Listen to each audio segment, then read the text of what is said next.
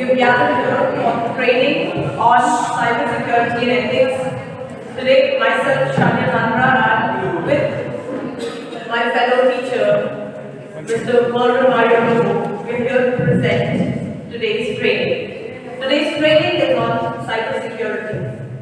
Cybersecurity, when we talk about it, it is the need of the hour. Cybersecurity, what does it mean, basically? Cybersecurity, they are the techniques generally set forth in published material that attempt to safeguard and keep the environment, that is the cyber environment, very user-friendly. It manages to set techniques used to save the integrity of networks, programs and data from unauthorized access. It refers to the body of technology, process, and it may also refer to as an information technology security. Cybersecurity and ethics, when we talk about it, they are the security system and the ethics, how we live in today's world. In today's world, people might be talking about going and having space on Mars, but currently we are living in a parallel world. One that is real and another that is the digital world. So in order to live in the digital world in a secure way, we need to be aware of certain cyber security ethics and also about cyber security. The internet has made the world smaller in many ways, but it has also opened us to the influences that have never before been so valid and so challenging. As fast as security grew, the hacking world also grew faster. There are two ways of looking into the issues of cybersecurity. One is that the companies that provide cloud computing do that, and only so these companies will be extremely well secured with the latest in cutting-edge encryption technology. When we come into understanding basically what is cybersecurity, first we need to be aware that cybersecurity is a practice of protecting networks, systems, and programs from digital attacks. These cyber attacks are usually aimed at assessing, changing, and destroying sensitive information and extorting money from users or interrupting normal business processes. Why is cybersecurity important? As I said, it's the two worlds we're living in. One that is the digital world and one the real world. It is very important to be aware of what is cybersecurity. Cybersecurity is important because it protects all categories of data from theft and damage. When we talk about parents alarm, it's also carrying a lot of data. It also has the threat of the data has the threat of being stolen. This includes sensitive data, personal identifiable information, protected health information, intellectual property, data, governmental, industry information system, and so on and so forth. Without cybersecurity program, an organization cannot defend itself against the data breach campaign, which makes it irresistible target for the criminals. Now, when we talk about cybersecurity and why do we need it in a deeper way, the range of operations of cybersecurity involves protection of information and systems from major threats. These threats take form as a result of keeping pace with cybersecurity strategies and operations can be challenged, particularly in government enterprises and in organizations like schools and colleges. Cyber threats often take aim at secret, political, or maybe the national assets. Some of the common threats are cyber terrorism. When we move further, it's cyber warfare. When we move further, it's cyber espionage. These criminals are taking charge of all the places, not just the organization. They are hacking into the system, they are hacking into the websites, leaving malicious content on the website without the person's information. Until they get the information, things have gone wrong. So, like a gatekeeper protects a building, it's very important to have a safeguarding system in a system software which is called cybersecurity, which acts as a sentry, which acts as a gatekeeper to your system. Now when we come into the cybersecurity elements.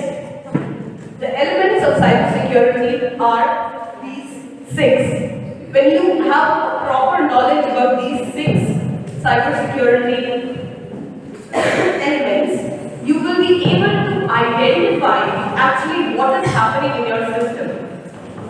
So, as a teacher or maybe as a facilitator of change, when we have knowledge, when we are equipped with knowledge of what is happening in the system, we can actually protect the system as well as your own personal devices. First one is application security. Application security is about keeping software application impervious to threats. Application security refers to the measures taken to protect software application from potential threats. It involves implementing security control and practices to ensure that applications are protected against unauthorized access, data breaches, and other malicious activities. These security measures can include authentication, encryption, and input validation, and secure coding practices, which is why the coders are very much prevalent in these times, because they are securing data in many ways. As we see, the threat of cybersecurity is rising, cybercrime is rising, cybersecurity people, the people who are working for the security of the cyberspace, are also taking charge.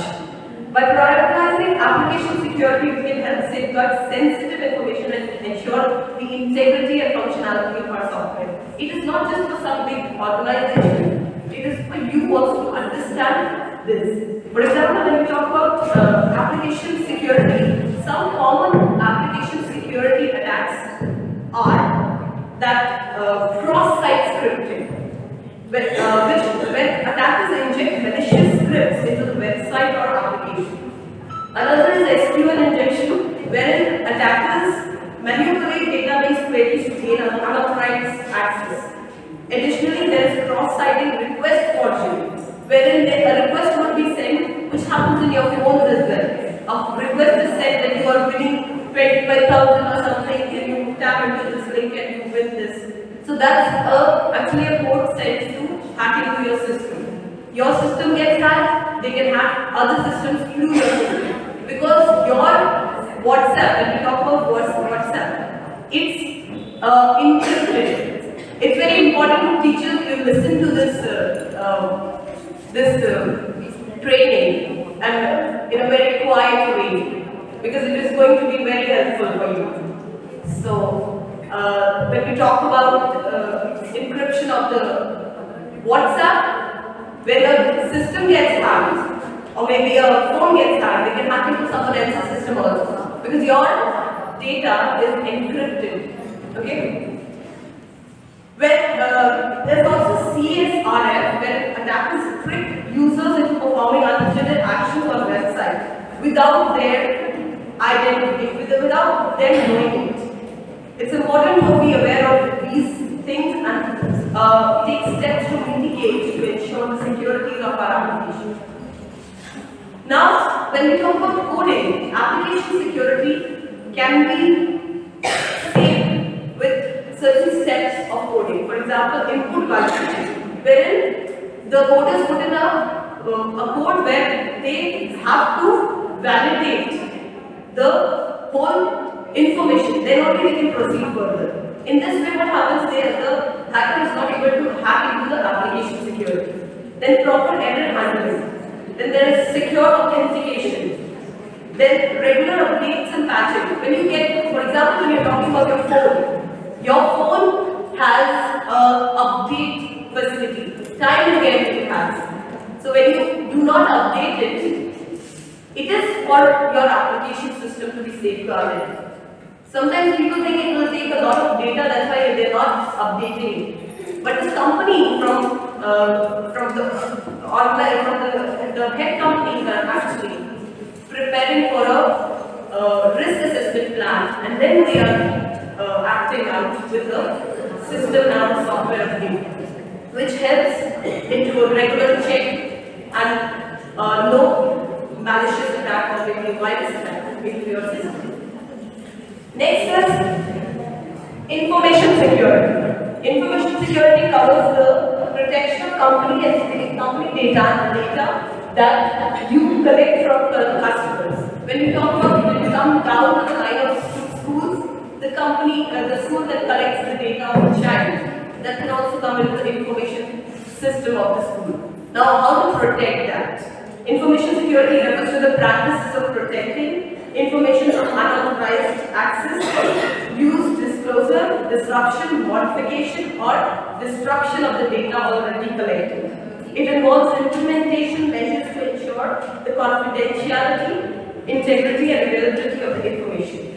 It can be included to secure data through encryption. So, this is very important, not just in organization, in school, and when we talk about parents' love, it's important there as well, so that the data is not breached. And let me just give you an example of how data can be breached without you knowing it. For example, history teachers over here, can you please raise your hand? History teachers? History teachers, can you please raise your hand? Do you download videos or PDFs for your children from internet, informative? So, the hackers, without you knowing about the code being downloaded into your system, sometimes when you're downloading some content from the internet, and you get an option whether you want to download it or not, go into the incomplete tab and download it. That way your data doesn't get breached. Otherwise, when you're downloading it, a code gets downloaded into your system, and that will hack your system, and then it will go on hacking all the systems that are encrypted to your system. And the best way to hack a system is hack a phone, and from there, WhatsApp can be hacked, right? And then a lot more. Because everything today is connected. When we talk about WhatsApp, Paytm is also connected to WhatsApp. When we talk about Google, it's completely connected, right? You're backing up everything in your Google account. So it's very important what you download. Just see what you download, and then from where you are downloading it. It's very important. To prevent malware attacks, there are several measures that can be taken. Firstly, make sure that your operating system and software is up to date. It's important to have reliable antiviruses and anti-malware. You might have heard of antiviruses. It's very important to download anti-malware on your system, which helps your device up to date and away from viruses. Be cautious when downloading files and clicking on links basically sent on your phone, sent as a message, especially from unfamiliar sources and or emails. Regular backup is very important. Educate yourself about the system updates. This is very important. So, application security and information security are the first steps, or are the first elements of cyber security. Next is disaster recovery plan. This is basically a plan. This is basically planned by a group of people, you can say, who are successful coders and successful in ethical hacking. They plan out something wherein they should not allow the people from other ends to hack into your system. So disaster recovery planning in cybersecurity involves creating a strategy to recover and restore system, data and operations after the cyber attack or any other catastrophic catastrophic event. So it is a pre-plan, like you have your WhatsApp, you back up things. You back up certain things in your Google so that you do not lose. So that's a plan, that's a part of your plan. So when we talk about disaster recovery planning in cybersecurity, it's a big plan which covers a lot of things. It includes identifying potential risk in establishing backup and recovery procedures and discovering a comprehensive plan to minimize downtime and validating the recovery process. And assessing roles and responsibility to key personas. By having solid disaster recovery plan in place, organizations can effectively respond to cyber incidents and minimize the impact on their operations and data, whatever is in their site.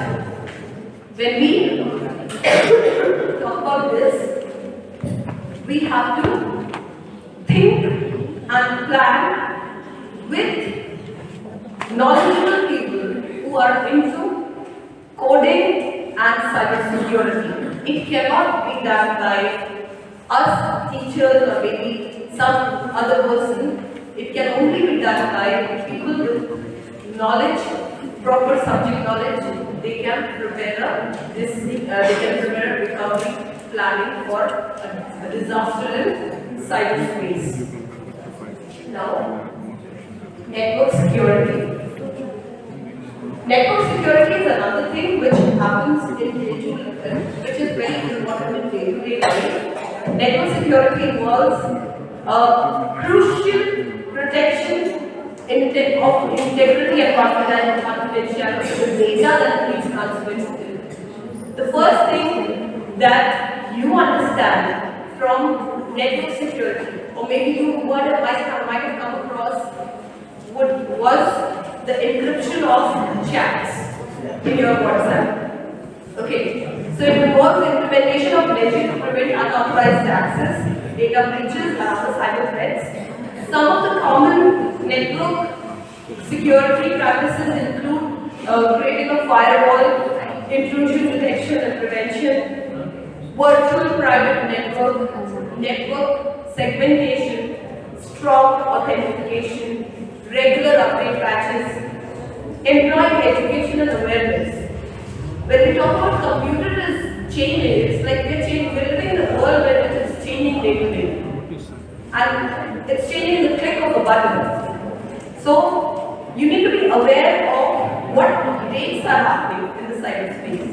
If you are unaware of the cyberspace updates and the cyber criminal is aware of those updates before you, they know the loophole to hack into the system. So it's very important. Now, the last one is end user security. End user security is also known as the endpoint security. This is the last step, or maybe the last element you need to be aware of in cyber security. End user security is an important aspect for an overall cyber security. It covers application security, it covers information security, it covers network security. So it's very important to be aware of end user security. It focuses on educating and empowering individuals to protect themselves and their devices from various threats. Here are some of the key practices which actually can be done. For example, the first thing that you do. How many of you have Instagram IDs? Can I see hands being raised? How many of you have Instagram IDs? Do you have strong passwords? That is the first step of your end user security. They never ask you to write the name of your pet in your password, right? They say to write a strong password with codes and with certain uppercase letter and lowercase letter, right? So you need to create a strong password. So that is your first learning of end user security. You might not have been aware of what is end user security, but you're doing it in your daily life. Now, two-factor authentication, which enables both things to be encrypted. The first one is WhatsApp. Then there is Facebook. then instructor. So you get encrypted. Whatever data you are transmitting, why is it?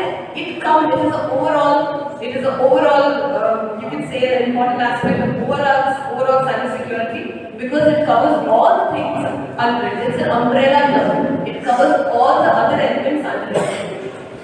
Now, a regular software update which you are doing it for your system. When we talk about awareness about what updates are happening, update of the system is very important. End user security begins with your data update. And if you do not update your data, then chances are your system is going to be hacked.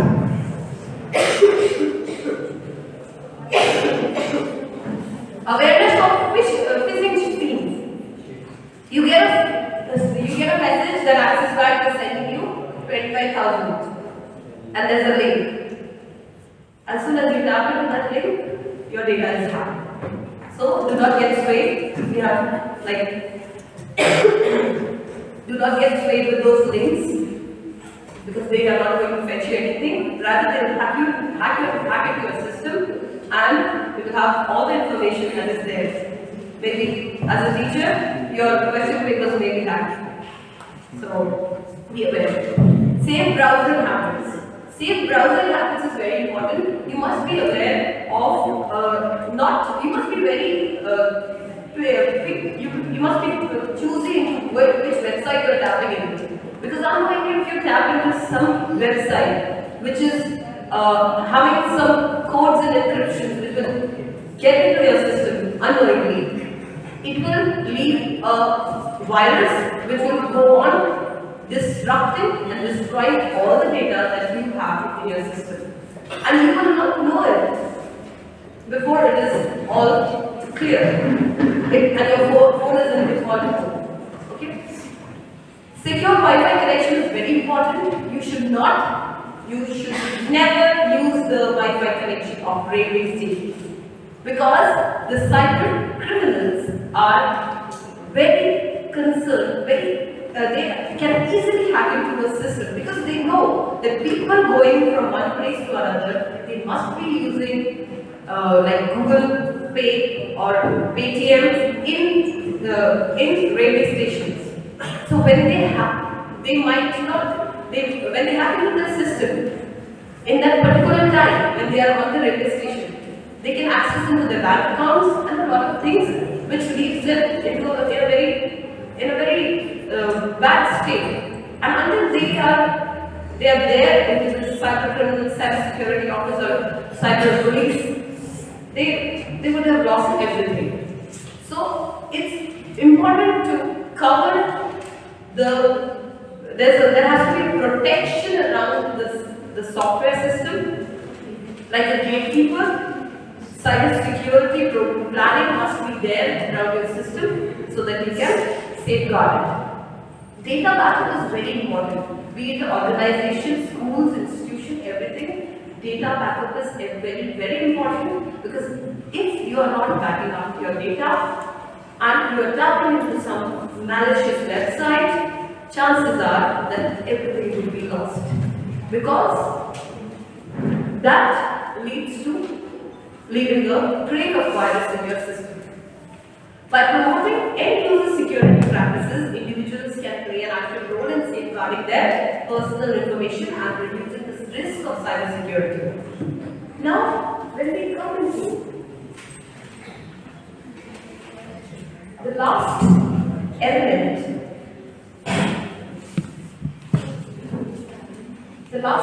of cybersecurity, that is the operational security. Operational security. Operational security involves taking a step back and looking at your devices, looking at your entire security system, whatever you are planning. Now this is very, very important. Okay. Now it includes the sensitive information related. It includes protecting sensitive information related to an organization's operations and activities. It aims at preventing adversaries from gathering intelligence that could be used against the organization. First is risk assessment, identifying. This is very important to have in an organization. Risk assessment, identifying, assessing, protect potential risks and vulnerabilities to determine the level of security needed. For example, when we talk about a school, there are a lot of things where risk assessment can be done. For example, the parents are now paid. For example, the security in the form of cameras can also be installed. Information classification needs to be done. Assess control. Rectifying sensitive areas in system information to authorize personnel only. So, only, for example, when there is important information stored in an organization and people do not want it to be hacked, it should not have access to all the people working in that organization. So, it should be under some certain heads only. That happens in every organization to protect the system. Communication security, encrypting sensitive communication. Personal security, conducting background checks, implementing security awareness trainings. Then incident response, establishing procedures to protect. By implementing operational security measures, organizations can minimize the risk.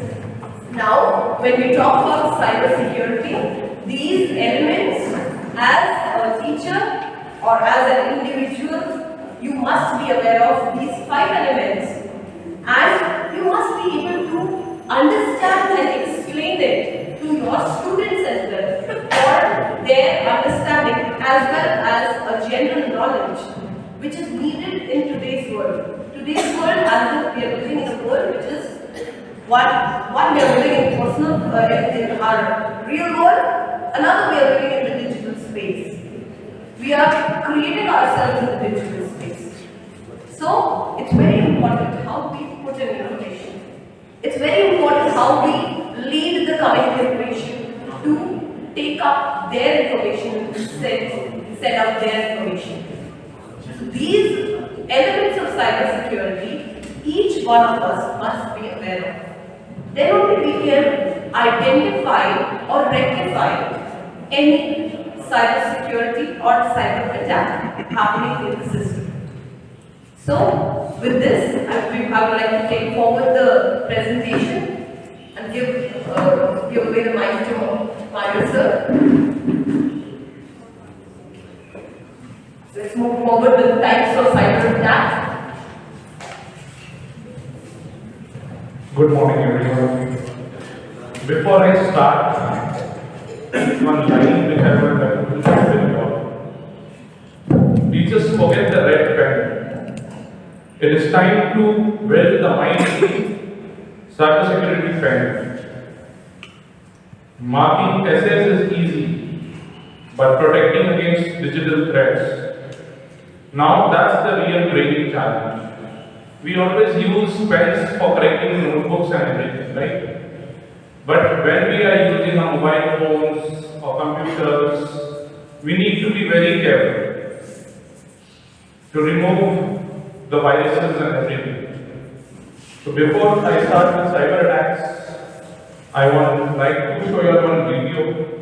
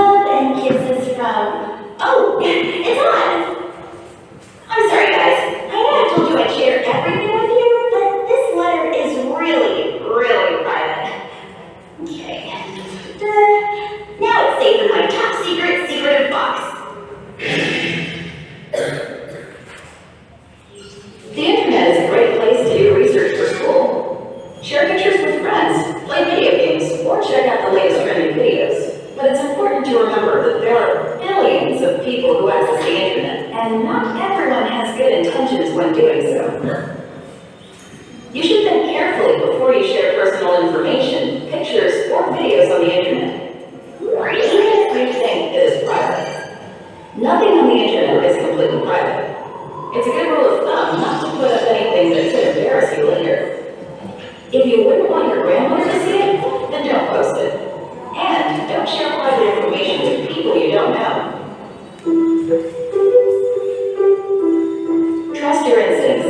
If someone approaches you online and it makes you feel uncomfortable or in danger, stop communication with them immediately. And tell a parent or another trusted adult. It's best not to meet in person someone you've only met online, even if you've been communicating with them for a long time. They may not be who they have told you they are, and it could be dangerous. If you do decide to meet someone from online, it's best to meet them in a public place and to not go alone. Always take a friend along just to be safe, and let someone else know exactly where you are going and who you are going to meet. Bullying someone online through email, social media, text messaging, or any other website or app is called cyberbullying and is still a form of bullying. It's often better to block, delete, or try to ignore bullying messages than to respond to them. If that doesn't work, getting help from a parent, school counselor, or another trusted adult might be a good idea. That's especially true if cyberbullying contains threats. Remember to always keep your personal information private. Check your privacy settings to make sure that only your friends can see what you post. And never, ever share your passwords with anyone else. The internet could be a wonderful place to explore. Just remember to stay safe while doing it. Oh, what was it? My dog's birthday. Shoot, okay, that didn't work. Oh, I know. That's 4 digits of my cell number. Okay, that wasn't it. That might take a while. Till next time, don't forget to visit me at amaze.org or go to my YouTube channel to watch more. Bye!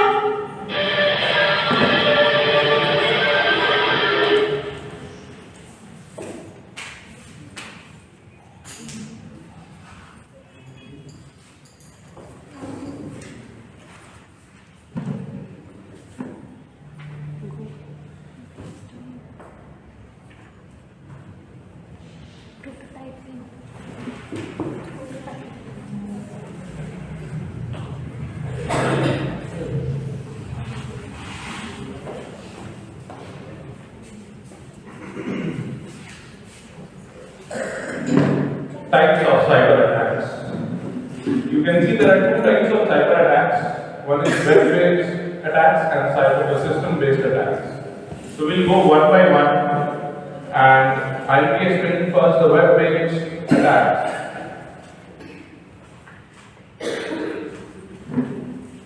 Over here, we have just shown it that it is only 10. There are more than 10.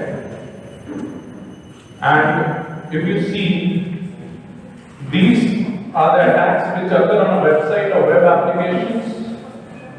The first one is injection attacks. Injection attacks refers to a broad class of attack vectors.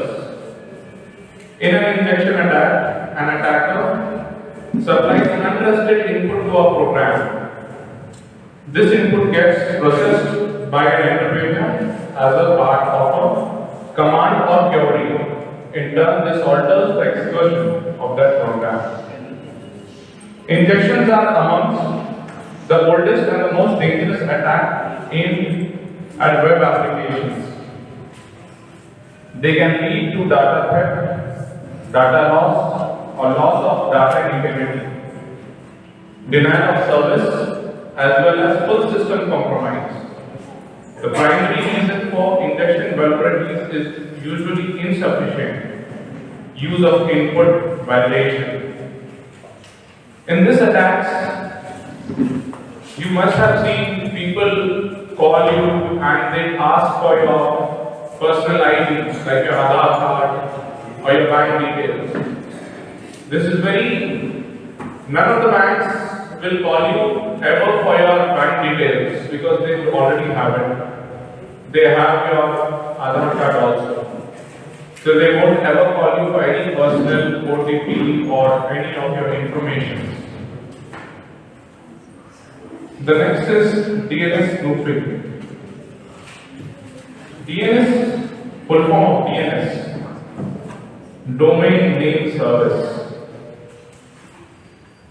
Spoofing is the process of poisoning entries on a DNS server to redirect a target user to a malicious website under attacker control. The DNS attack typically happens in a public Wi-Fi, as Shania was telling us about the Wi-Fi that we use wherever you go. Like if you are in a hotel, you share that, you ask them for a Wi-Fi for the hotel's Wi-Fi. When we are traveling to the stations, the rail wire, it is not secure at all.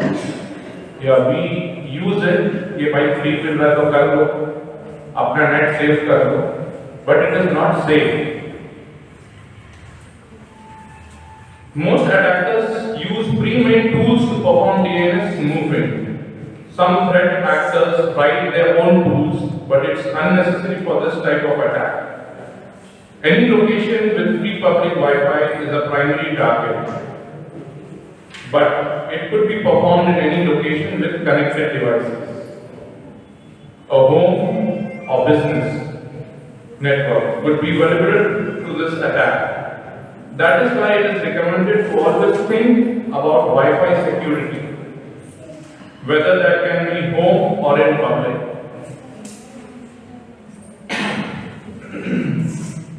Third is session hijacking. What do attackers gain from session hijacking? Why cyber criminals have hijacked a session? They can do virtually anything that the damaged user was authorized to do during the active session. The most server examples include transferring money from your user's bank account, buying merchandises from web stores, accessing personally identical information for identifying theft, and even stealing data from company systems. I know this is a personal question. Till now, anybody who has lost their money from their bank account?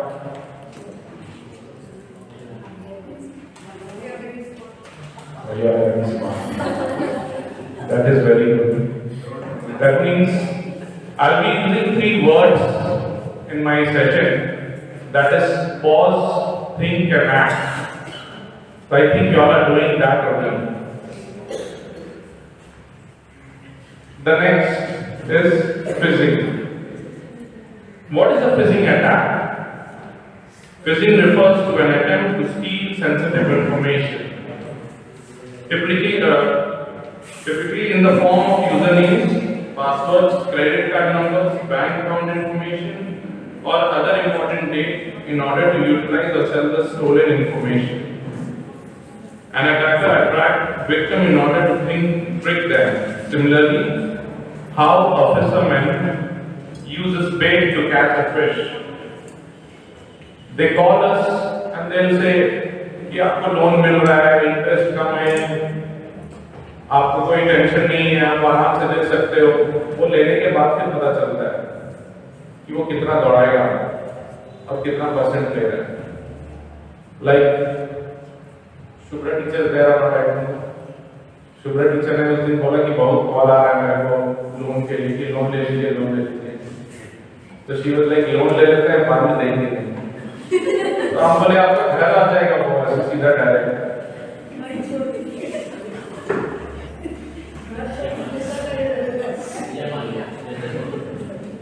Okay, so the next one is brute force. Brute force attack defined as a brute force attack is a hacking method that uses trial and error to crack passwords, login credentials, and keys. It is a simple yet reliable tactic for gaining unauthorized access to individual accounts and organizations of systems and networks. The hacker tries multiple users and passwords, often using a computer to test a wide range of combinations until they find the correct login information. The name brute force comes from attackers using exclusively forceful attempts to gain access to use accounts. Despite being an old cyber attack method, brute force attacks are tried and tested and remain a popular tactic with hackers. How many of you all remember your Facebook ID password?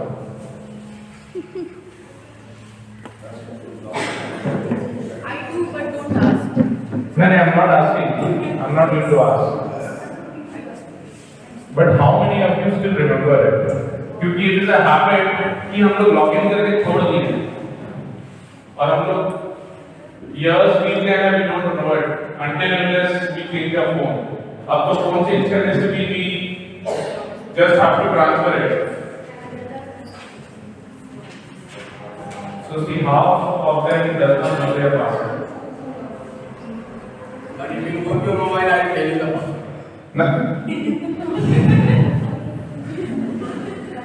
Yeah, there is a way to remember it, to get it back. But अभी presently कितने के accounts खुले हुए हैं? अगर आपका mobile hack होता है या सिस्टम हैक होता है, तो what are the things you are going to lose? Everybody posts their personal photos in Facebook, right? Their information is there. Everything is there in that, apart from your account number. Your photos are also very valuable. It can be used anywhere. The next one is denial of service. The denial of service attack is an attack meant to shut down a machine or a network, making it inaccessible to its intended users. DOS attacks accomplish this by flooding the target with traffic.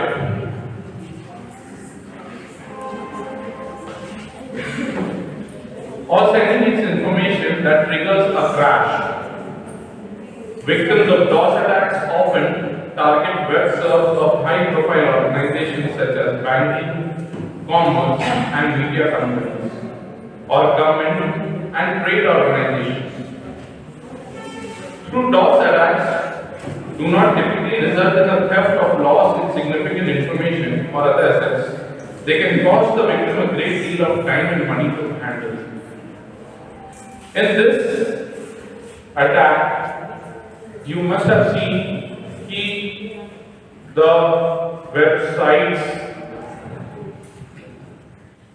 are not easily operable. You will not be able to open it. जब सब एक साथ हम लोग खोलते हैं, like we were doing e-Vidyavani, so all the Jamshedpur CBSE schools were into it, and we were all busy putting the inputs and the information. But that is a different thing because the server was getting malfunction because everyone was trying to get into it. But in this attack, what happens? The hackers purposely does to harm it, जिससे company को loss हो, because there are sites which help people to earn money. Dictionary attacks. It is the simplest form. A dictionary attack is a type of brute force attack where the hackers try to guess a user's password to their online accounts by quickly running through a list of commonly used words, phrases, and number combinations. When a dictionary attack has successfully cracked a password, the hacker can then use this to gain access to things like bank accounts, social media profiles, and even password-protected profiles. This is when it becomes a real problem for the attacker's victim. When a person has shared his bank details and the hacker is stealing the money from your account and you are just able to see that mera paisa ja raha hai and you won't be able to do anything. because bank is closed or you cannot run to the bank within minutes. So after कुछ seconds में they take out the money. In my friend circle only it happened that he was trying all these things to double his money through one app. So when secured app is one is that Grow app, but you cannot trust on every app. So he shared all his details and everything in that app, and he was about to just put 50,000 in it. So as he transferred 50,000, the people who are running that app got to know all the details and everything. In spite of 50,000, 4,50,000 was being taken from his account. And he was not able to do anything. By the time he could realize, 4,50,000 was gone. और वो 50,000 पहले डाला था तो 50-50 करके वो कटते चले गए. Then he went to the cybercrime. He told everything was done, but as a problem as a system, his money was not back. An FIR was made. Everything was done, but उसके पैसा वापस नहीं आया. So never trust any app or any website until and unless you know that thing. Do a study about it. Research. Like anybody can say now, even Grow app is the best app to invest. It helps us to do all kind of SIPs, mutual funds, stocks. Why? Because it is the safest side. जो safest side रहेगा वो market पे उसका नाम पूरा रहेगा. Right? URL interpretation. Sorry, I am continuing with the dictionary attacks first. This type of hacking uses systematic approach for cracking passwords. There are essentially 3 steps to successfully carry out these hacks and understandings.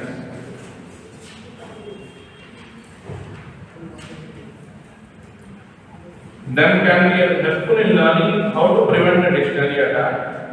Usually the attacker will create a predefined list of potential passwords. A brute force dictionary, the feature combination of popular words and numbers. Automated software then uses the brute force dictionary to try and hack into online accounts. Once the dictionary attack has successfully hacked into a vulnerable account, the hacker uses any sensitive data stored in the profile for their own means.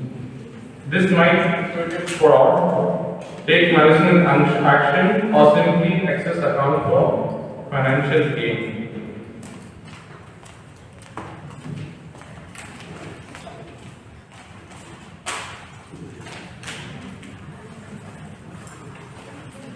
URL interpretation. Everybody knows what is a URL. The URL code. It is a type of attack where we can change the certain parts of a URL and one can make a web server to deliver web pages for which he is not authorized to browse.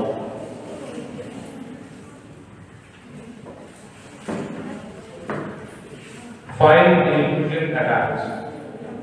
One of the most common types of attacks against web servers stems from file inclusion vulnerabilities.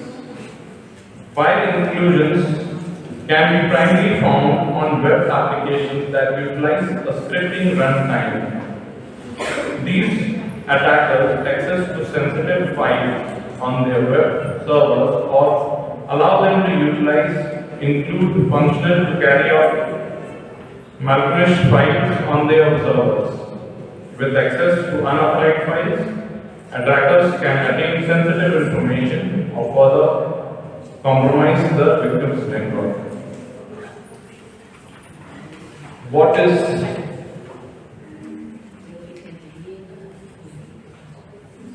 MITM attack, that is man in the middle attacks.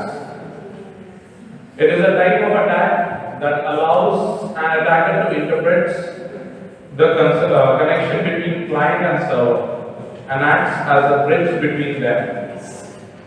Due to this, an attacker will be able to read, insert, and modify the data in the intercepted connection. MITM attack is a form of cyber attack where a user is introduced with some kind of meeting between the two parties by individual, manipulates both parties and achieves access to the data that the two people were trying to deliver to each other.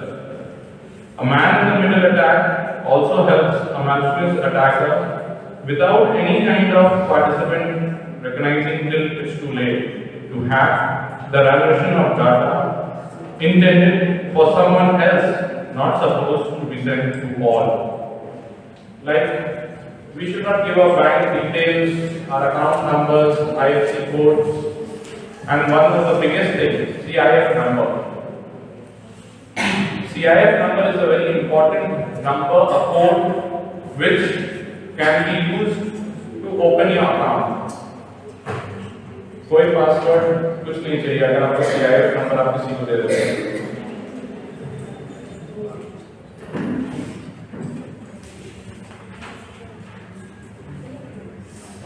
Before I enter into system-based attack, I will like to do one activity with you.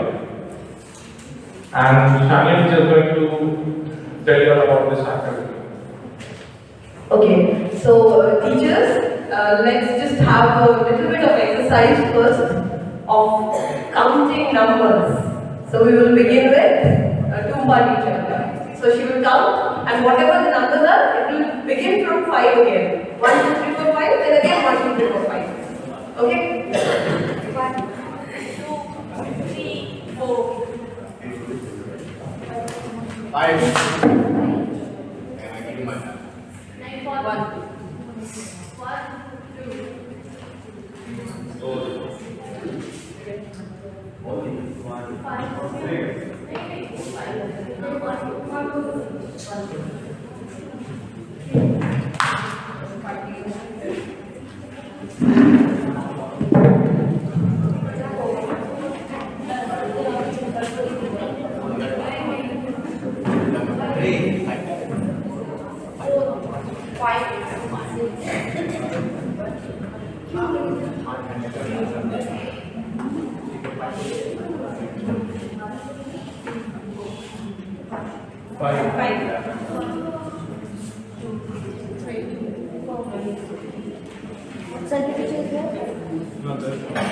Pooja,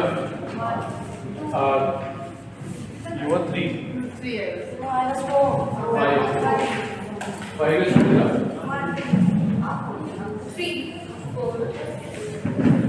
Okay, so as we do it, as you know what's the next step. So the 1, all the 1s will come to this table. 2, next, 3, 4, 5, 6, 7, 8, 9. No, 7 is not there. Only 5 of the 5 you are supposed to say. No. How? Till 5 you have to count. So the tables are 9. So you will divide according to 5. 1, 2, 3, 4, 5. Okay? But all 1 people will be going to have 5 trees in it as a 1, 2, 6, 7, 8. You just take 5 tables. In that you will be divided. So the number of people in one table will be more, it will not be 5 then. And then take 2 tables. How many are 1? Please raise your hand.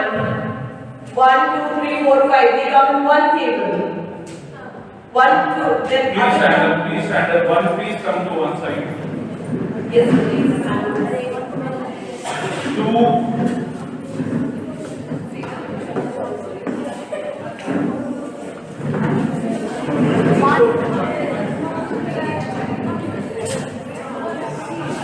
Once come over here, please, this table. Shalini ma'am. All the ones come in this table.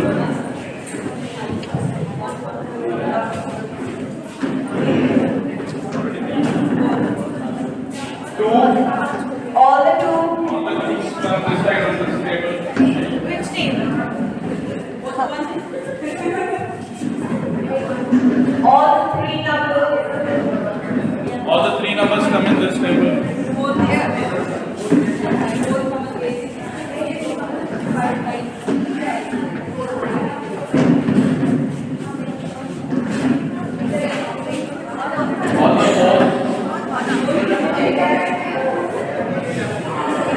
All the fives, please, you all may get up with your number. You will be rewarded.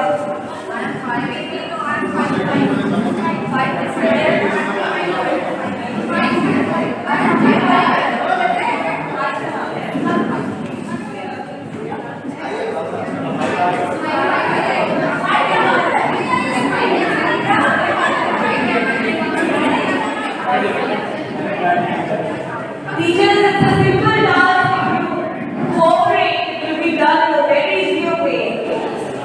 We as teachers, we cooperate, it will be done in a very easier way. Please. It's a humble request. Please adjust yourself according to the numbers so that there is no chaos. Okay. So how many tables are there? 1, 2. Chitali ma'am, what was your number? Please come to her. No, this is 3. This is 3 now. Yeah. This is 3. Usha ma'am, what is your number? Usha ma'am, what is your number? Please come to the 4 table. Table 4. Mario sir.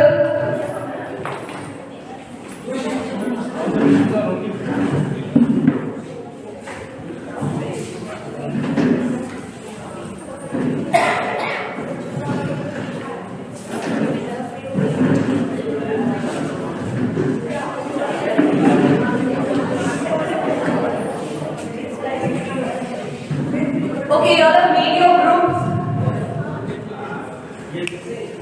If there is teachers, if there is any extra, or if there is any less, you all can adjust accordingly. Your teachers look around, adjust yourself and make it even. Okay? It will be kind of you so that we can begin. Okay. So you all have one sheet on your table. All of you have one white sheet on your table? Yes? Ritu teacher? You don't have one sheet? Manisha, could you please give one sheet to this table? I guess all of you have one white sheet on your table. So, this white sheet you have to utilize, all of you have to utilize your mind. You as a team have to come up. You as a team have to come up with a vision. You have to write over their vision. On top you have to write Vision 2030 and under it cyber secure goals. Okay? Are you getting it? Cyber security goals. It's a vision for 2030. What are your goals to have a cyber secure world? Got it? So you will write it in bullet points. You will write it in bullet point as a team.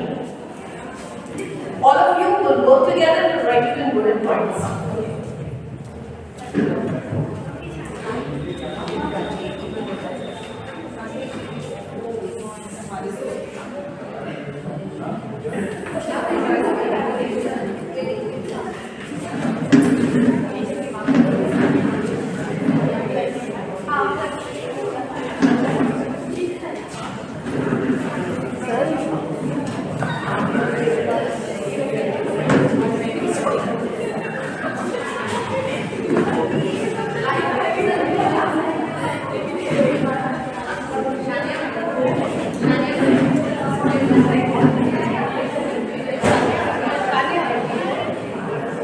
You have to write Vision 2030 cyber security goals. You as a team will come up with your idea about cyber security goals, Vision 2030. Okay? So as the world is growing, you need more and more security goals. What all can be done?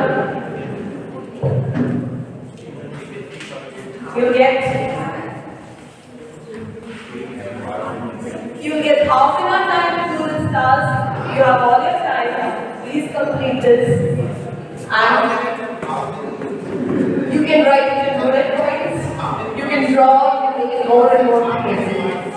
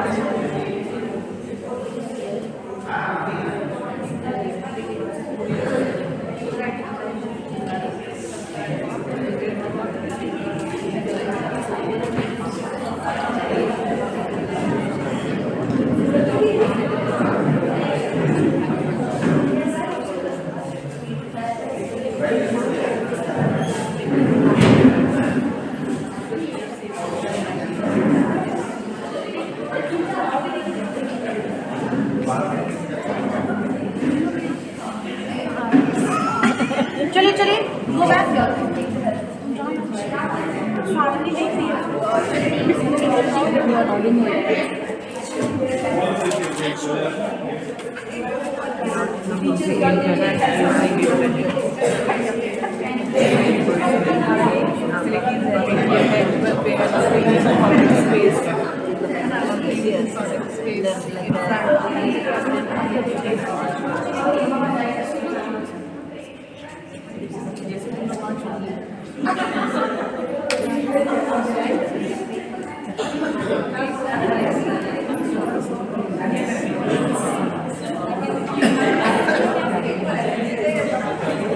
मेरा भैया का video record कर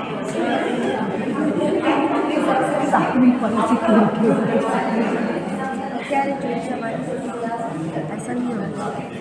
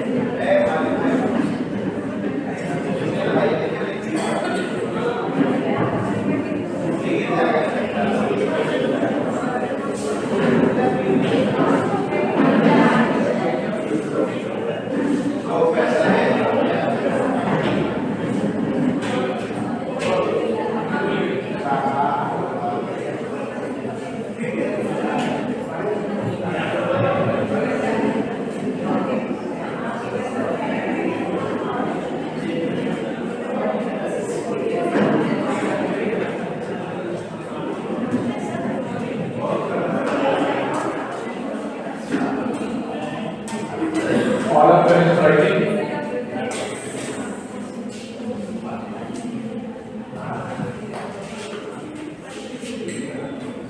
Dear teachers, how many of you have done with your goals, prepared?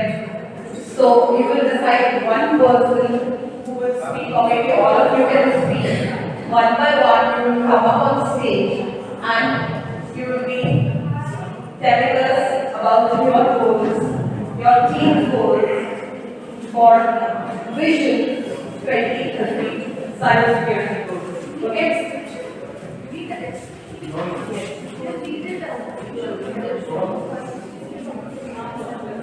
Explanation. So, who would like to go first?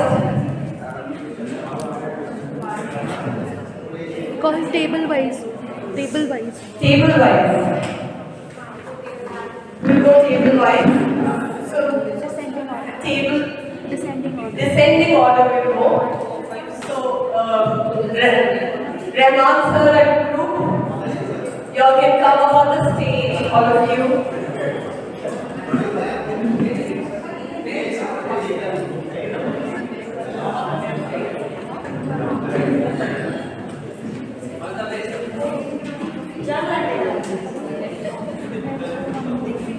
Sir, please come up on the stage.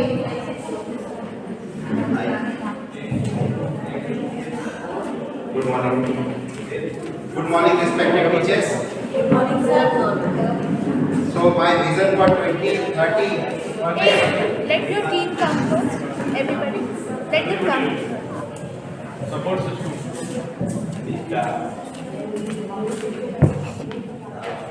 Yes. Come with this. You can start. Yes, sir, you can start. Good morning, dear teachers. My vision for 2030 cybersecurity goals. Number 1, biometric identification for all transactions. For all and every transaction, there should be a biometric identification. Face identification for account login in social media apps. Face identification should be mandatory. Secure internet connection with firewall, malware protection, etc. Strong passwords with maximum characters and should be changed periodically. Personal information and personal photographs as well as videos should not be shared on social media and public platform, because nowadays it can be used by the hackers. For example, deep fake technology, as you have seen, of many leaders of our country and hero and heroines also. So personal information and personal photographs as well as video should not be shared on social media like Facebook and all. That's it. Thank you. I clap for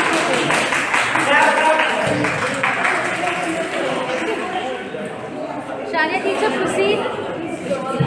So the second group, Pravani teacher and group, may we please have you on stage. Let me have you on stage. Shania, they are ready. Ma'am, please, they're just about to come. So after that, you all may come. Ritu teacher and group also be ready. So we have another group, please make, can we just applaud for them?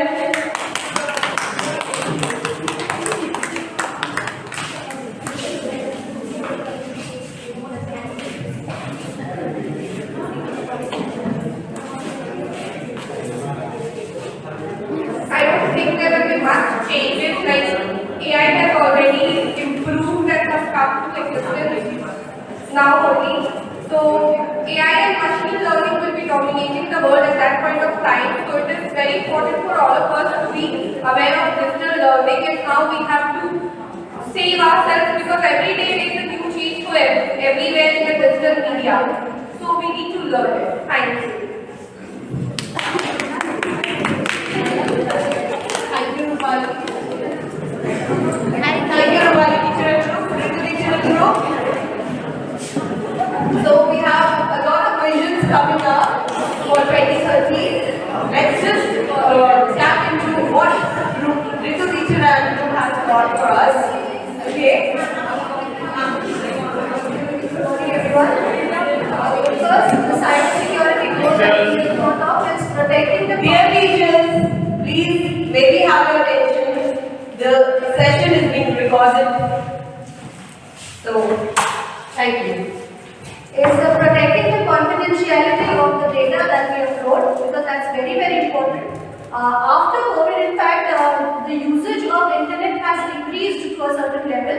So, and the more and more people like to be on social sites, and they keep on uploading things. So, protecting the confidentiality is, I think, one of the most important goals. Then, minimizing of cyber risks.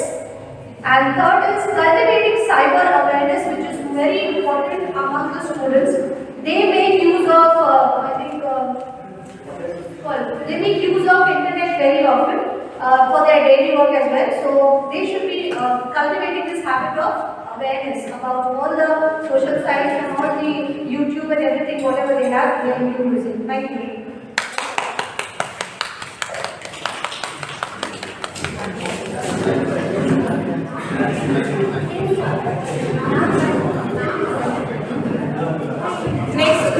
Next group is Vinay teacher and group.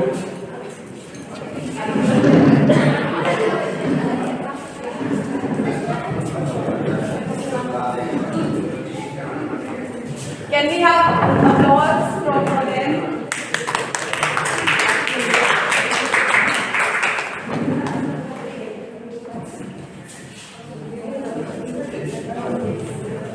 Okay, good morning everyone. So, it's good to see the number of teachers attending this program on cyber security. So, Shania has given us a job of writing few goals which we would like to fulfill till 2030. So, the first one we are coming up with, the goal is promote digital security. We are in today's world where every time either the information we are sharing, either the information is leaked or like it can be misused. I hope all agree with this, that the information can be misused and many times it has been done. अगर हमारे साथ नहीं तो कभी ना कभी हम सुनते हैं कि किसी और के साथ हो ही जाता है. तो everyone we are a part of, we are in a same boat. So the first one is, we have to promote digital security, and that is, we have to teach our children at home, in classroom, in school. We have to share the information with our teachers also. So the first goal is promote digital security, and the next one is understanding the challenges and creating awareness. Now we have to understand, that's not a very easy job to understand. This is a very big challenge because now we are in this, we are focused in this area. So understanding the challenges and creating awareness, we have to teach our children what to do, how to do. हमको अगर information देना भी है तो कितना देना है, किस हद तक देना है, अपना कितना डिटेल उनको सोशल मीडिया पे देना है. So all these things. So for the next part, Vikas will take. Good morning, teachers. Good morning, sir. So, next part is protection from unwanted and unnecessary access. If sometimes it happens, any leak came in the mobile and we click on that, and then your data goes out or money can be deducted from the mobile. One of my cousins, he was using Paytm and one link came that you have got an extra promotional balance and things, and he clicked on that link and his stay was deducted. So we need to secure that protection from unwanted and unnecessary access. Nobody can access your thing till the time you will not allow. So now we don't know, but we allow people to access our accounts by the clicking links and finally they hack our mobile. Now focus on enhancing resilience, confidential, integrity, availability, and we need to talk about all these like in our school. Tumpa teacher also leading to the children, where our children are also doing cyber security program, and all the children are going from standard 6 to 10. Thank you.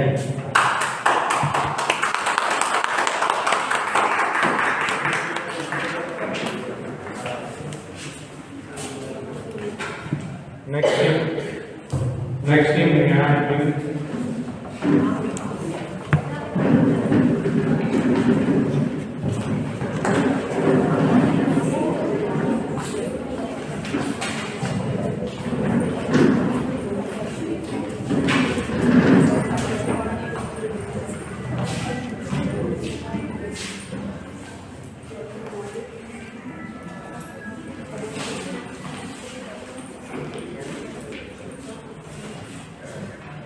Good morning, everyone.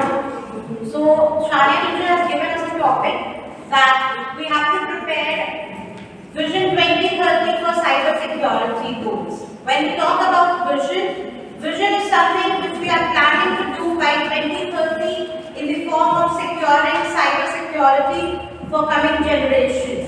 As we are developing and we are going and technologies are expanding, so is the trend is also expanding with that. So we need to work on it. So basically when we talk about cyber security is the application of technologies, process and controls to protect systems. So now group number 2, we have given a hashtag for Vision 2030 cyber security goals, that is Info Security 2030. The first point for our vision is strengthening critical infrastructure. We should enhance the security of essential systems such as power grids and financial networks to mitigate the risk of cyber security. When we use PhonePe, when we use GPay, there are times when we get calls कि आपको इतना पैसा credit होने वाला है, please आप उसमें click करिए and you will get that amount. But in fact, the real threat is the amount is deducted from our bank account system. Then, robust national cyber defense. Develop and implant advanced technologies and strategies to defend against evolving cyber threats at the national level.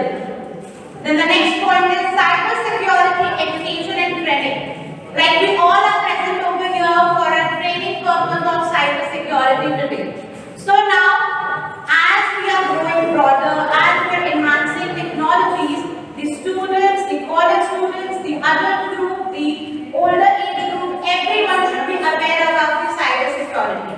In this era of 21st century, the higher rate of cyber fraud goes either with the adolescents, the teenagers, or with the people of 50 to 60 years of age because they are not much aware about it.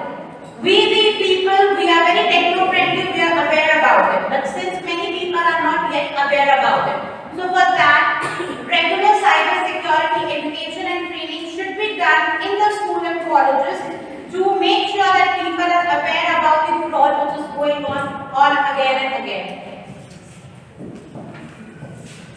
And when we think about cybersecurity, as Shania just started in the first place, that it is the need of an hour to think about and to make cybersecurity more strong. So the first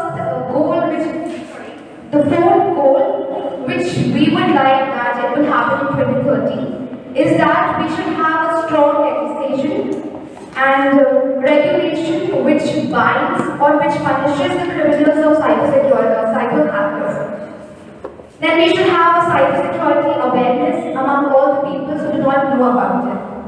And lastly, as many of the schools are starting many topics like artificial intelligence, they should also inculcate the subject of cybersecurity, which would educate the students about and the threats of cyber crime. So with that, we would like to wind up our goals. Thank you. Can we have a good round of applause for them? Next team is Sulashna, teacher and group.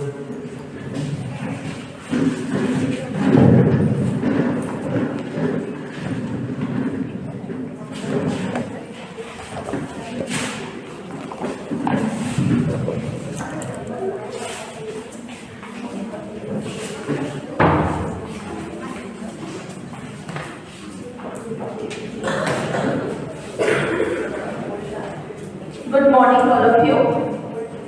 Our vision for 2030 for cybersecurity goals are use strong passwords with different kinds of character.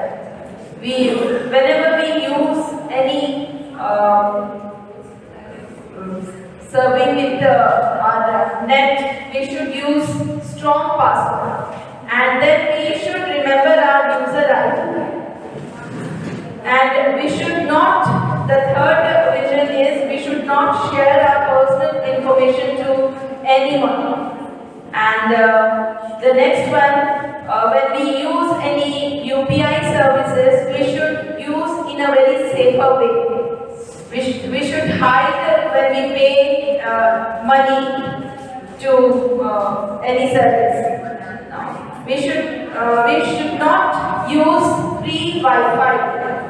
Like with Shania and Mario, they have already explained, if we will use free Wi-Fi,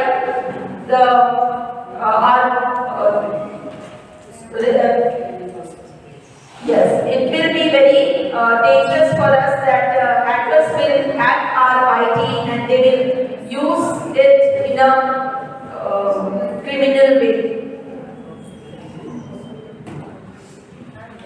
Good morning, everyone. We should educate ourselves about cybersecurity. We don't take it seriously. We think we are using the services. That is enough. We don't delve into the deeper matter. We should know about the small things which are related to it, and whether anybody is trying to steal our information. It's like Shania teacher said, it is the need of the hour. And we should know. We are going to teach future generations. If we don't know, how we going to educate the other kids, the younger generation. Next, we should not entertain any unknown calls. It's very important to know that whenever an unknown call comes, please don't give any of your information. They will try to get information from you, maybe your name also. Don't entertain them, don't tell anything. Yeah, it is very important nowadays. We are getting so many messages and links. Please click this, you will get a free gift. Please click this, there is a lottery for you. And many more informations and things we are getting. Please don't click on those unknown, which you don't have any background information. Next, please do not download any unknown app. If you don't know anything about it, whether your friend suggested or anyone suggested, don't go for suggestions. Believe yourself, believe on your gut feeling. If you don't feel comfortable, don't download. Next, whenever you are using, like we are nowadays going and using GPay, Paytm, and all those. So whenever you are using and paying your money, after that please immediately log. Even from the backup, we should not keep it as like open. Next, antivirus. A very good antivirus or malware is required for our phone and our computers. Thank you. Thank you. Thank you so much, Dr. Kalika Group. Thank you so much, Dr. Kalika Group. Next group is Kushbu Rama Group. Please come up on the stage. Can we have a huge round of applause for Dr. Kalika Group? We got to know about many goals which actually can be embedded in the coming generation. Now let's just move to the next group, which has their own ideas.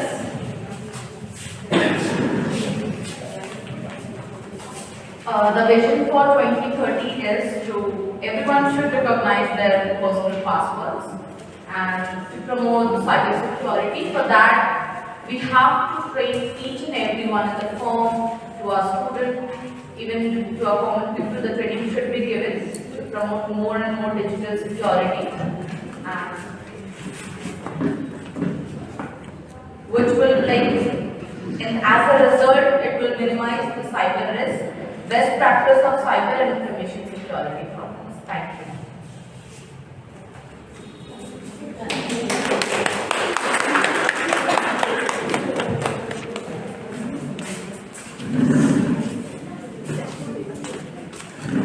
Next group, Sugar Teacher Group.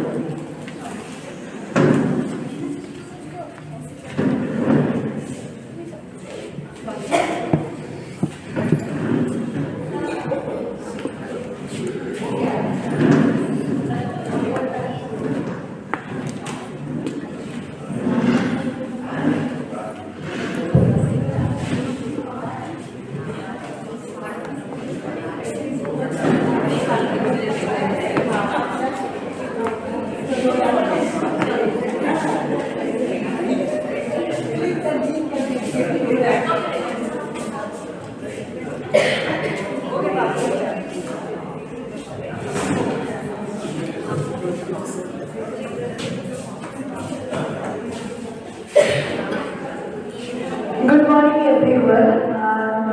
Actually, my co-teachers already shared their opinions, so I don't want to repeat the same things. Maybe it will be the same things I will repeat.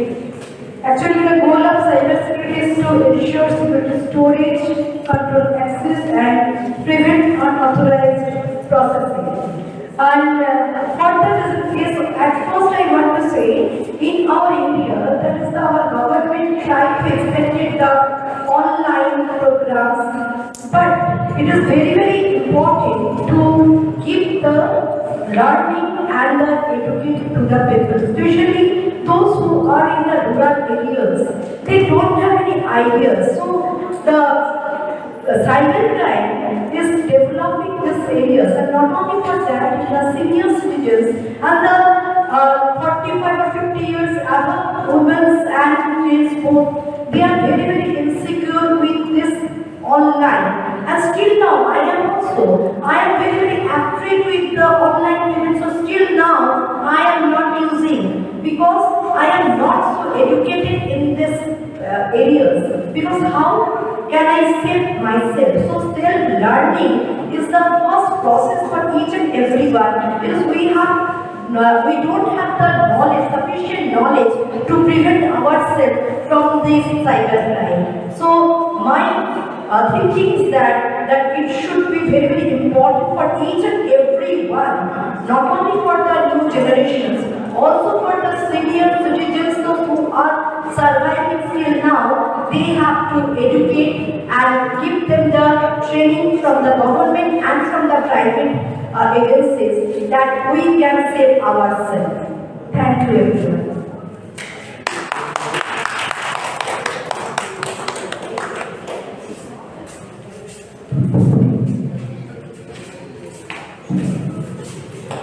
teachers. Thank you, teachers, for the vision that you have come up with. It was actually good to understand that you all have so much to think about and do in the coming years. And cyber security, as I said, is the need of the hour. It is it is something we need to discuss and plan about. If not us, there has to be a platform we build in to discuss these things and move ahead with ideas. So, moving on to the next segment of the session, wherein we will talk about the system-based attack. Mario sir will take it forward. Thank you, Shania. After the activity, we again come back to the system-based attack. There are 5 system-based attacks. For example, it is virus, worm, Trojan horse, backdoors, and bots.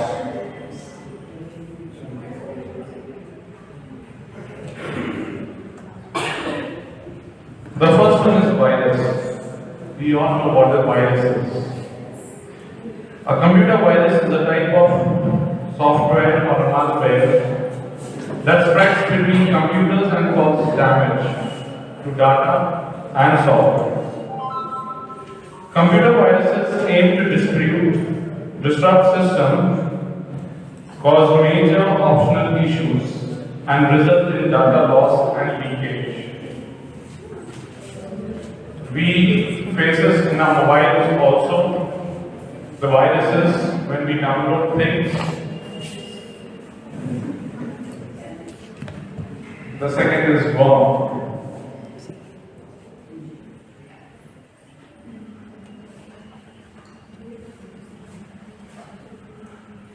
A computer worm is a type of malware whose primary function is to self-replicate and infect other computers while remaining active on infected systems.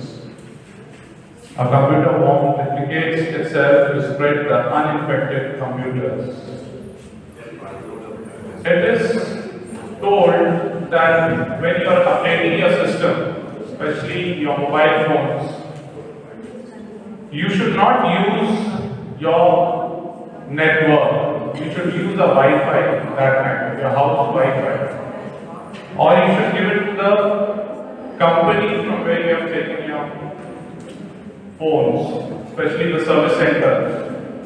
Because when they do the upgrading of your mobile system, it has a respected speed which does not allow any kind of viruses to infect your phone.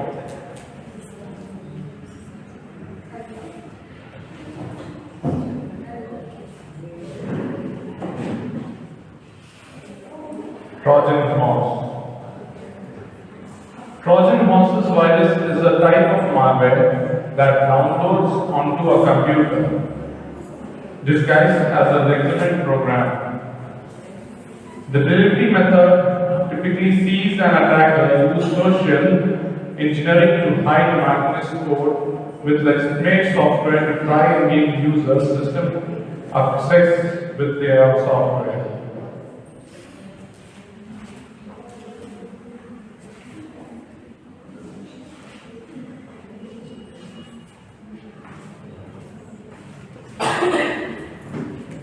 Backdoors.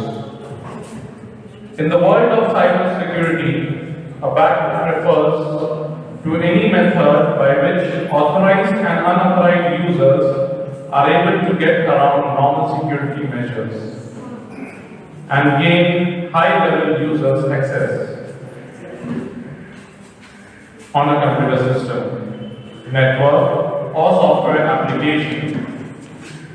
Once they are in, cyber criminals can use a backdoor to steal personal and financial data, install additional malware, and hijack devices.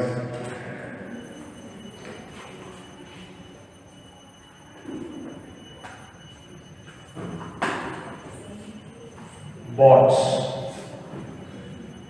A bot is an automatic software application that performs tasks over a network It follows specific instructions to imitate human behavior, but is faster and more accurate. A bot can also run independently without human intervention.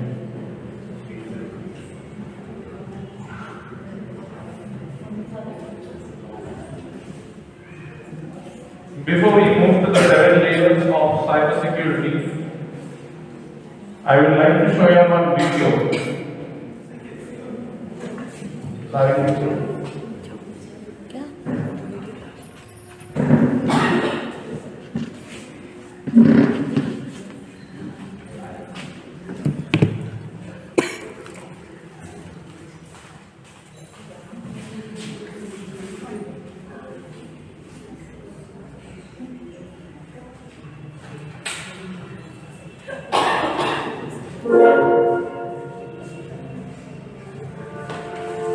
Cyberbullying happens when someone posts or shares harmful or mean content about someone else on the internet, social media, apps, texts, video games, or digital devices. Take this example. Maddie took a screenshot of her classmate Shania's photo from social media. She then used an app to make Shania look like a monster in the photo and added some insulting words. After sharing it in group text, some classmates replied hurtful, mean comments about Shania. Others laughed and checked others. Is it cyberbullying? Yes. Maddie wanted to embarrass Shania, and by doing so, she encouraged others to do the same.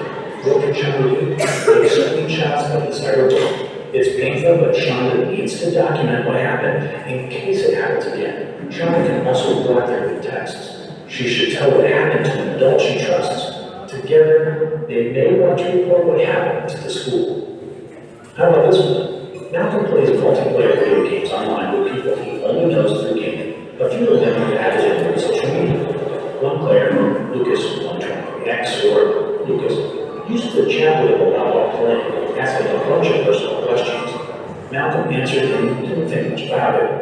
But one day, Lucas posted all kinds of personal information about Malcolm on social media, mixed in with lies and comments about his ethnicity and gaming skills. Is it cyberbullying? Yes.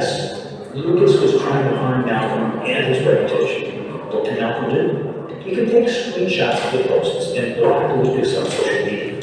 What Lucas did may have also violated the rules of the social media site and the gaming platform. Malcolm should report Lucas's behavior to the sites. He can also avoid a game if he knows Lucas is one of the players. Malcolm can tell an adult about what happened. Together, they can help determine if they should report it to the police. And remember, never give out personal information to strangers. Here's another one. Jaden and his friend Dylan were having fun, kidding around after school. Jaden took photos and posted them online. One photo showed Dylan making a weird face, which they both found funny. But other kids who saw it started posting mean comments about Dylan's face in the photo. Dylan was upset by the photo and the comments. Is it cyberbullying? No. If Jaden didn't mean any harm and he's willing to delete the photo, it is not cyberbullying. If Jaden doesn't delete the photo after seeing the negative comments being posted about his friend Dylan, he could be contributing to cyberbullying though. What can Dylan do? He can ask Jaden to remove the post and be sure to ask permission before sharing photos of him. If Jaden is a friend, he'll respect Dylan's request, apologize, and delete the photo.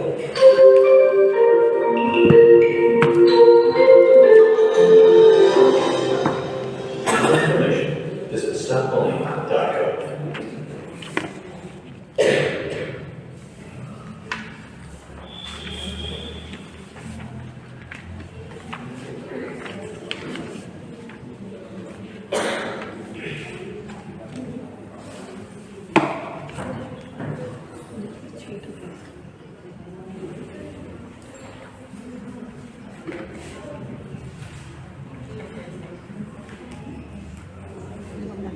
The 7 layers of cybersecurity.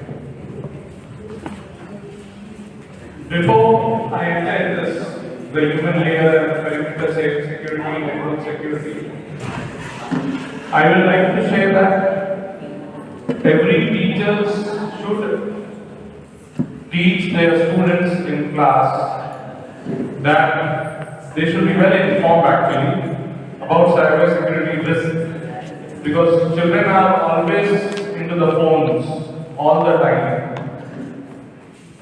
They're embracing the importance of strong passwords, recognizing phishing attempts, and practicing safe online behavior, because most of the time children are playing games or watching YouTube videos where advertisements come and they don't know actually what has to be done.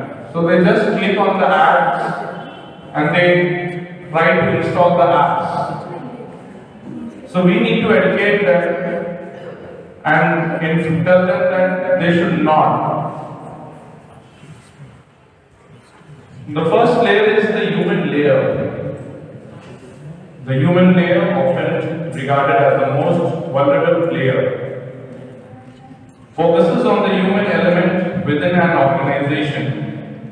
It involves implementing practices and policies that ensures that employees, contractors, and other users do not fall victim to phishing attacks and other security threats due to human error or lack of knowledge.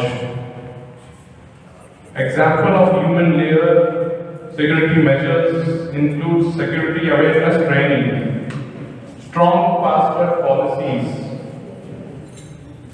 multi-factor, ensuring that users can identify and respond approximately to security threats. The second point, perimeter security. Perimeter security layer is akin to the walls of a fortress. It serves to protect the network by controlling incoming and outgoing network traffic based on an organization previously established as security policies. At its core, it involves implementing firewalls, intrusion detection system, that is IDS, IPS and VPNs, to create a barrier between your secure internal network and untrusted external networks such as the internet. For example,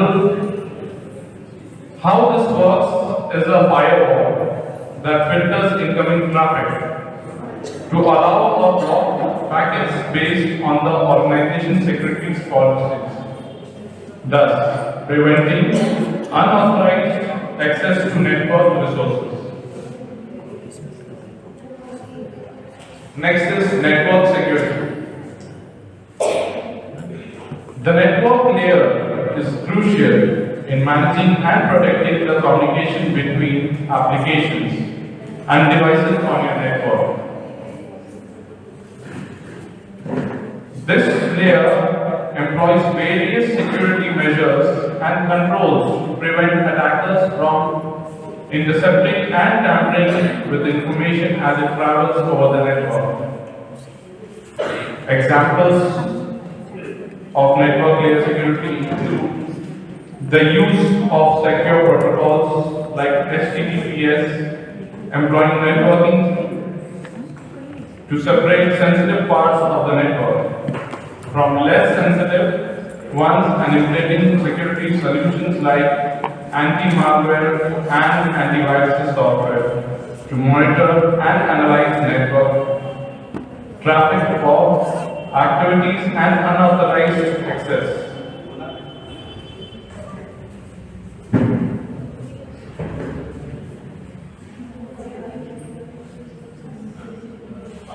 Next, we go to the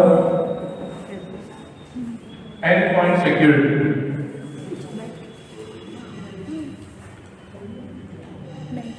Actually, network security and endpoint security are same things, which works as a wall. Application security layer. This layer focuses on keeping software and devices free of threats. Secure coding practices are vital here, as visualizations in the application can serve as entry points for cyber threats. The examples of application security measures include regular security scanning and testing to identify and remedy, employing application security solutions like web application firewalls to protect against the threats such as SQL injection and cross-site scripting.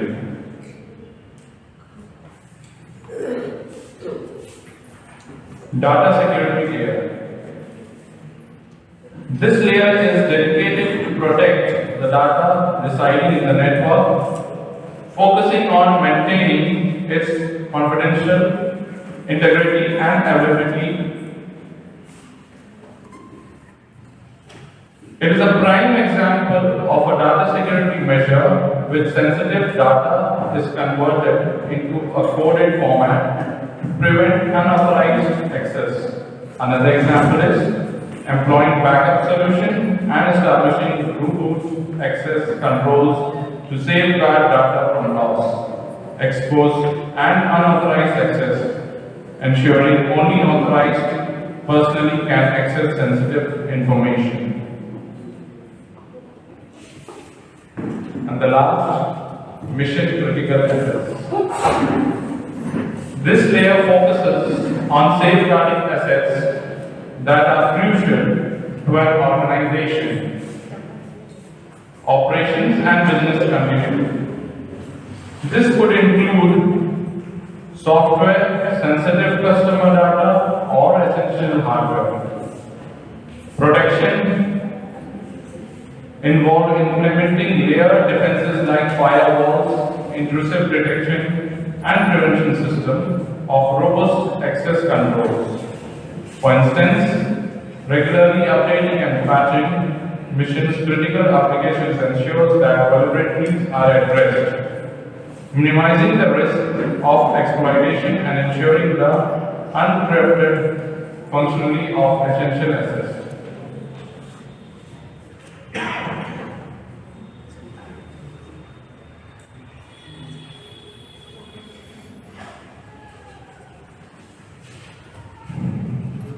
Now I'll be showing one video to you all, which I had said at the starting of my session that the three words, pause, think and act, which we should implement in our lives on a daily basis, which will help us.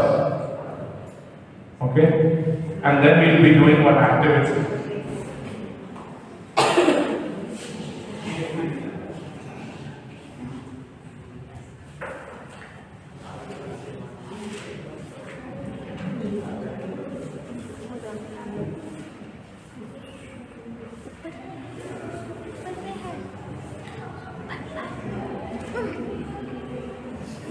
In small steps for a man, a giant leap for cybersecurity.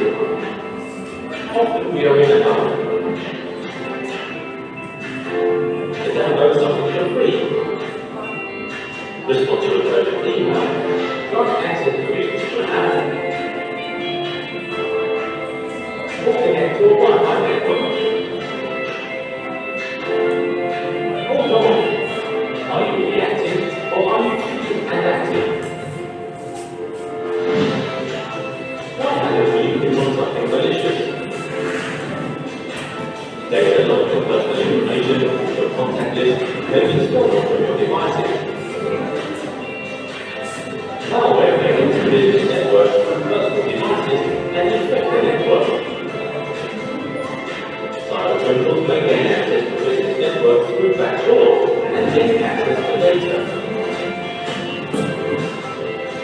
It's time before you leave.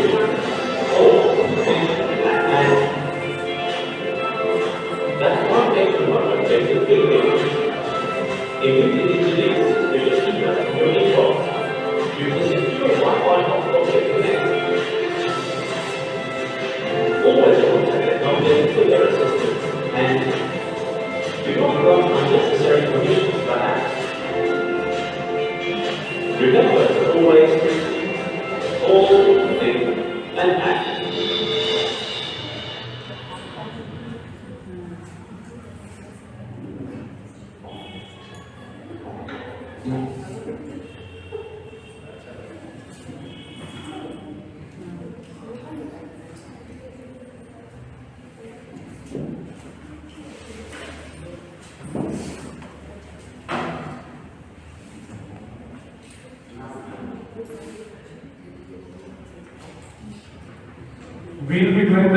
study now.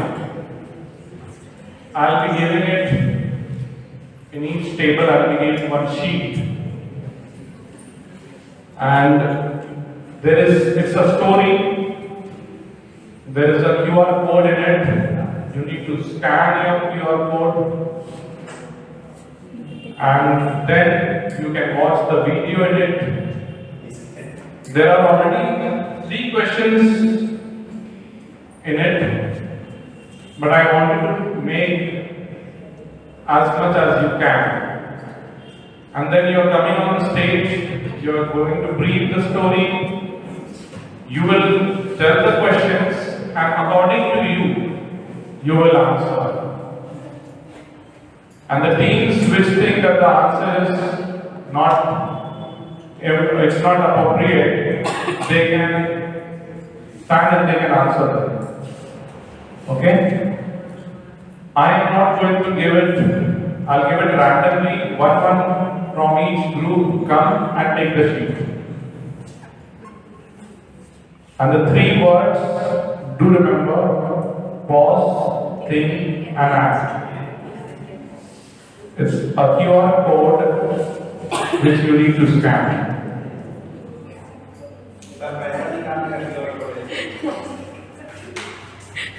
So think, doing it before.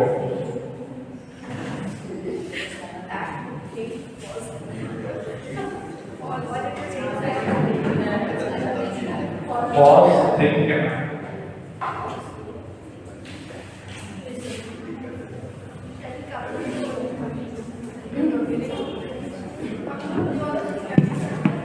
Every team, one person come and pick the sheet.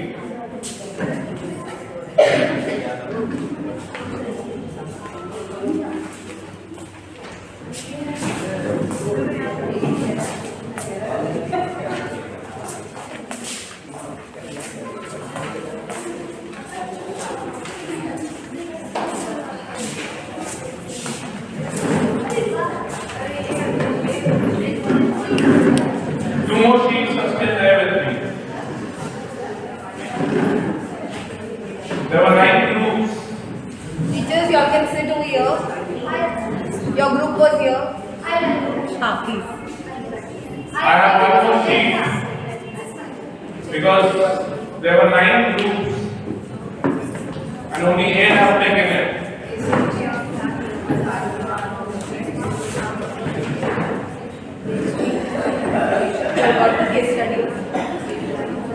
Read the story, read the case study first, and then scan it.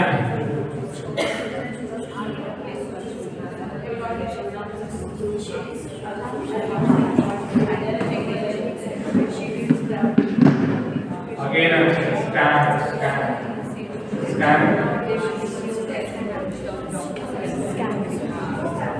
So scan and scan.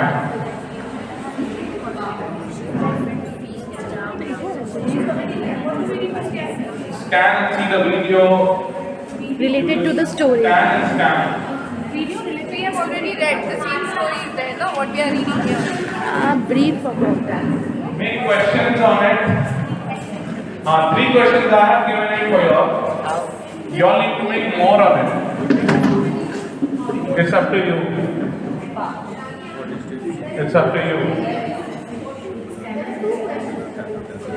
Some I've given 2, some I've given 3.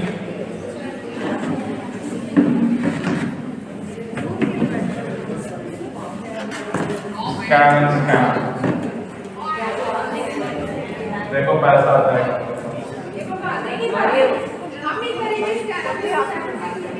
You need to read the story, see the video, make questions on it, and then you need to give the answers appropriate to it. Questions are already there. So that is from my side. You need to make more. So we need to make more questions on this. Yes, you need to make more questions on it. From yourself. And answers also. And you need to answer it yourself. We are teachers, we are talented in that.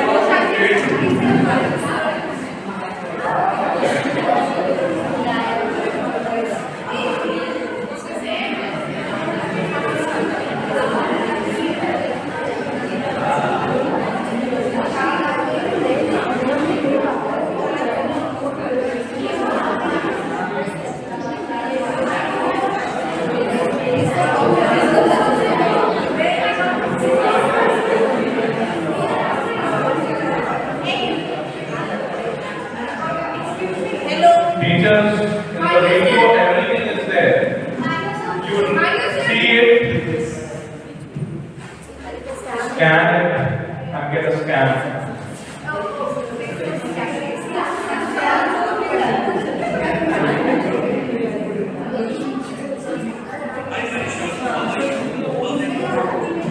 Excuse me, Mayo sir.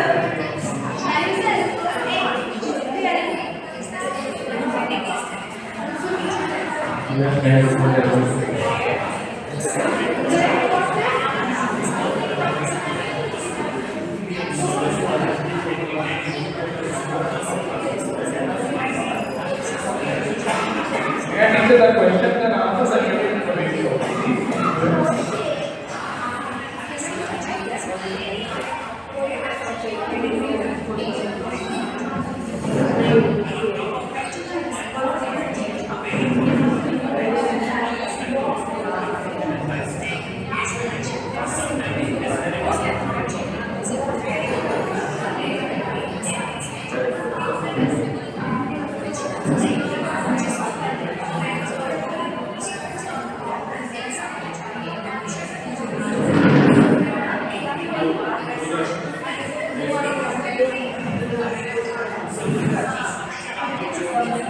Teachers, do this case study and then I will give you a surprise.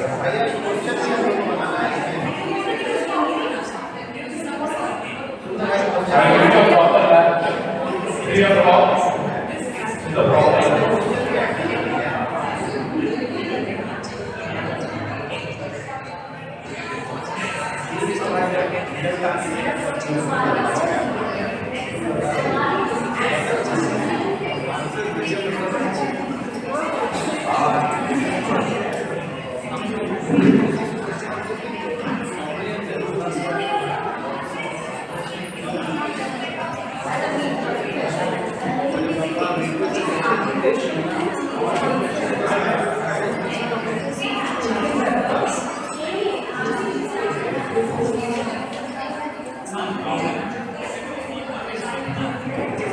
You have half an hour time. Watch the video twice because once and then you need to share.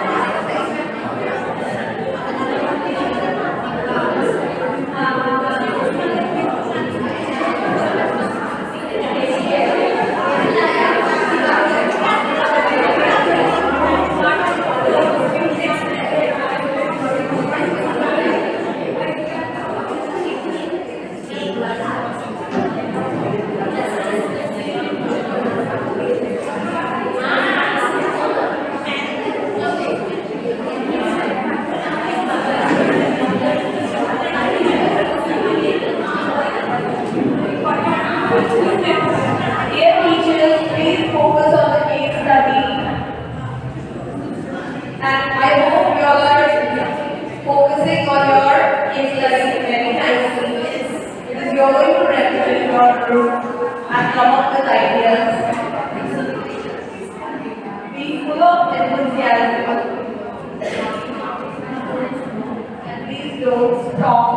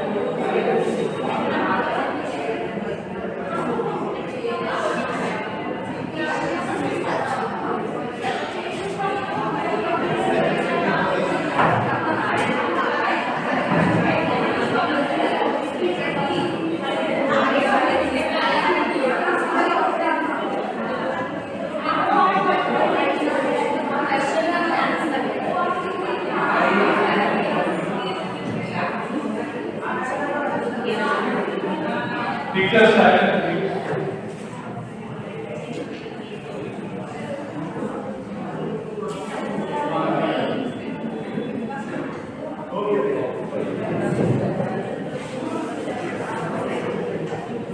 How many of you have completed?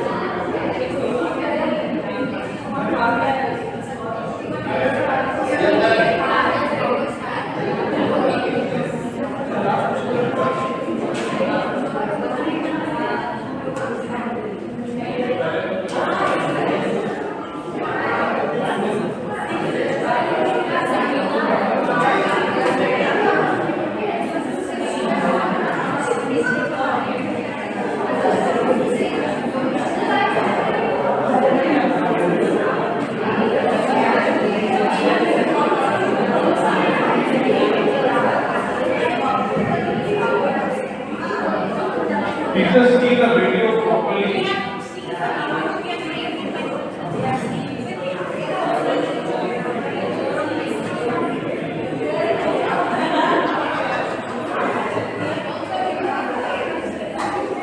Video, the sheet are clear.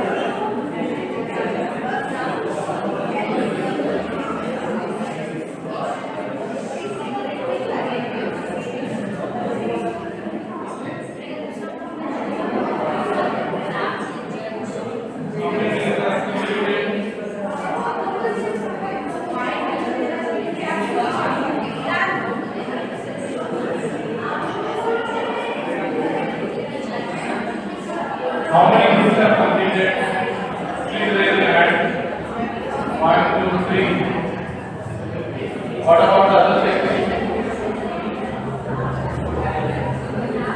As fast as you complete, you will get a break.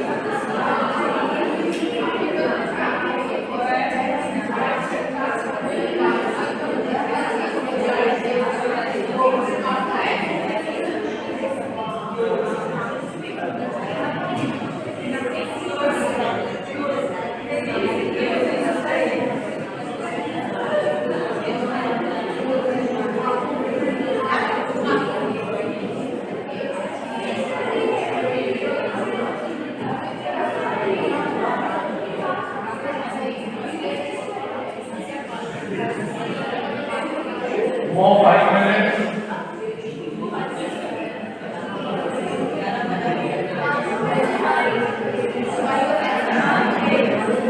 After 5 minutes, I will give you a break. Everything is not yet completed.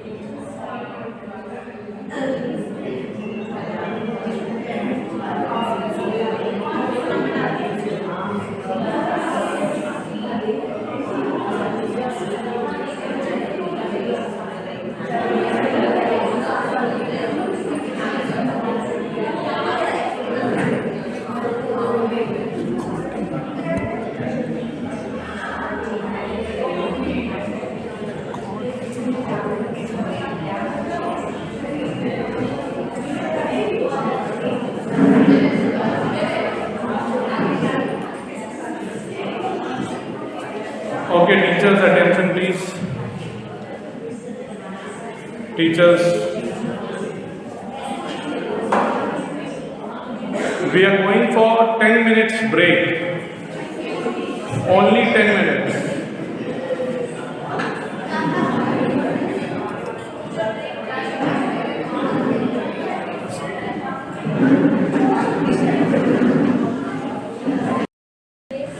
I've started. So now I'll be calling. So one team will be coming up now on the stage to share their story and their question and answers now. So who's going to come first? Kulku teacher, please come. No, the whole group is going to come. The whole group. Hello. The whole group is going to come. Whole group. All the group members are going to come. No issue, it's okay.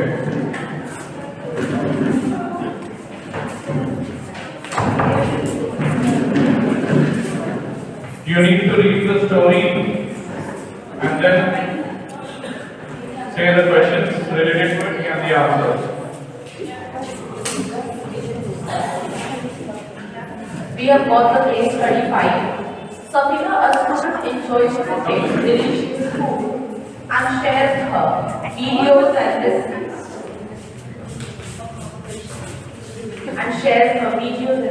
On YouTube.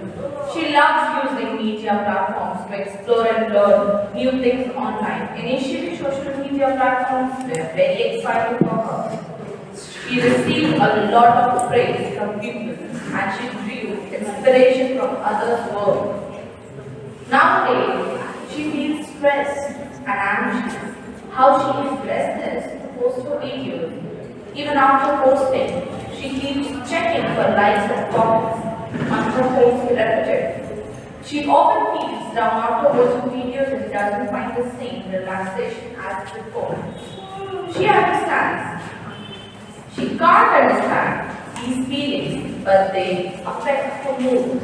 She decided to reach out to you for advice. Question number 1 is, why do you think Safina is feeling this way?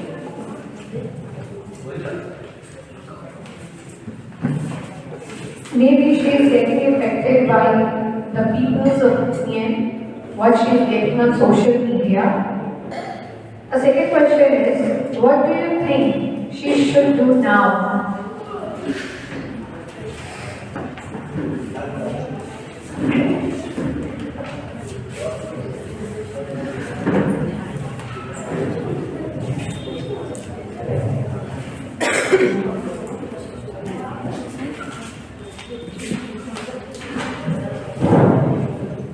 Teachers, you need to answer the questions also. Second question is, what do you think she should do now?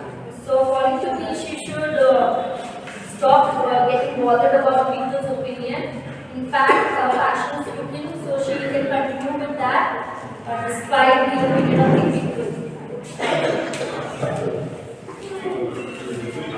What advice would you give her to feel better about her online activities and time spent?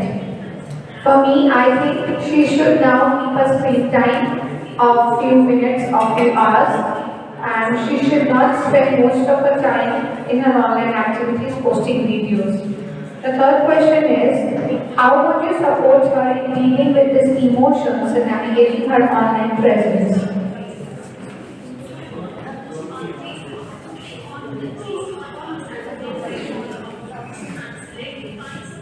You can answer the question. The question which was given by us to the team, why people use filter in photos and videos?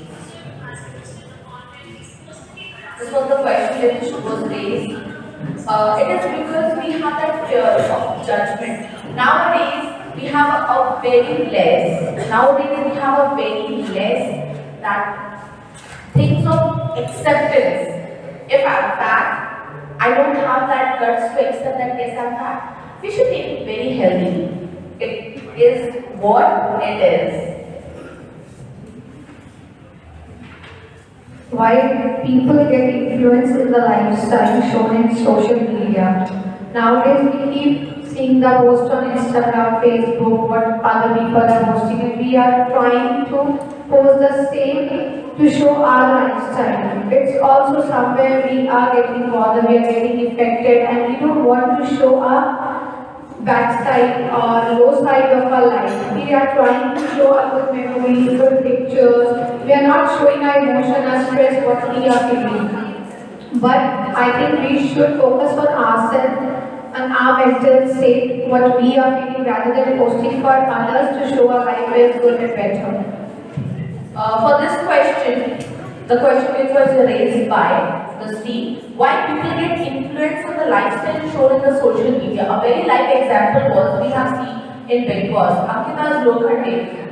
Her lifestyle on social media is very happening. We all get inspired, but once we have seen the reality, we know what is behind the reels and what is in the reel. Thank you.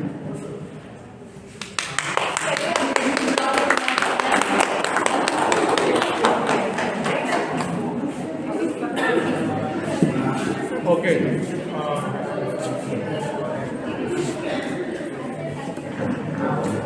Thank you, team. Thank you, team. Now, we all will be going for a short break. Have your coffee and snacks. And by 11:20, everyone will report back.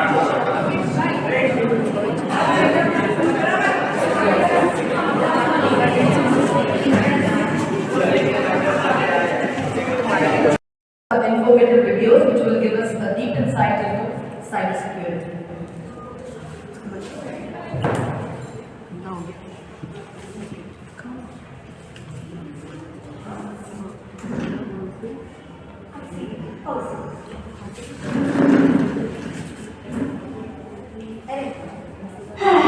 Love and kisses from...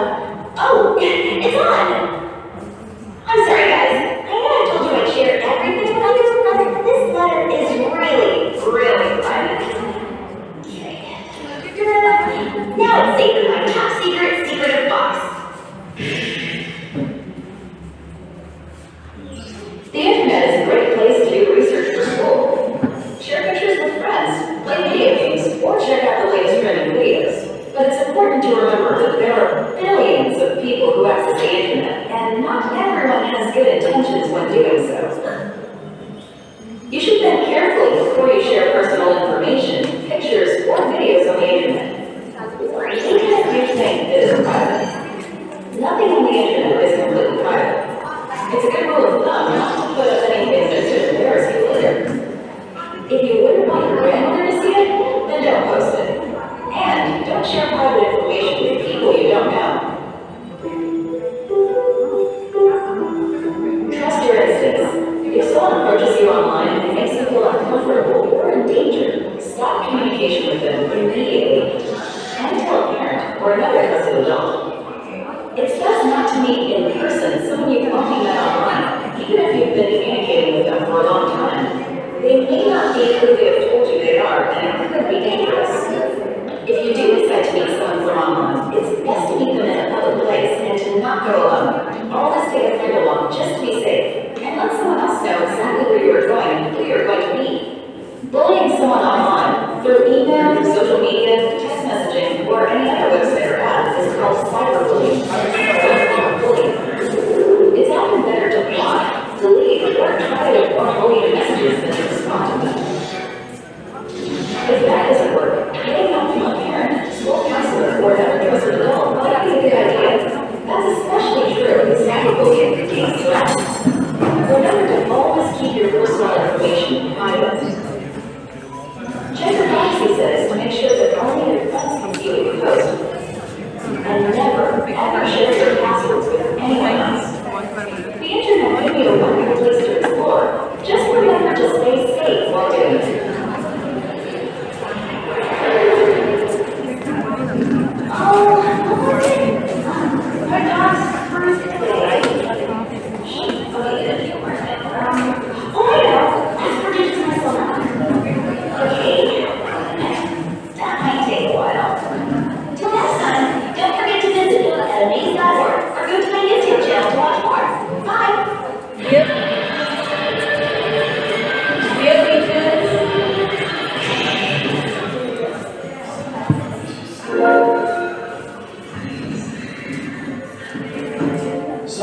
Cyberbullying happens when someone posts or shares harmful, mean content about someone else on the internet, social media, apps, texts, video games, or digital devices. Take this example. Maddie took a screenshot of her classmate Shania's photo from social media. She then used an app to make Shania response to her photo and added some insulting words after Shania had text. Some classmates replied hurtful, mean comments about Shania. Others laughed and shared photos. Is this cyberbullying? Yes. Maddie wanted to embarrass Shania, and by doing so, she encouraged others to do the same. What can Shania do? Take screenshots of the cyberbullying. It's painful, but Shania needs to document what happened in case it happens again. Shania can also block her tasks. She should tell what happened to those she trusts.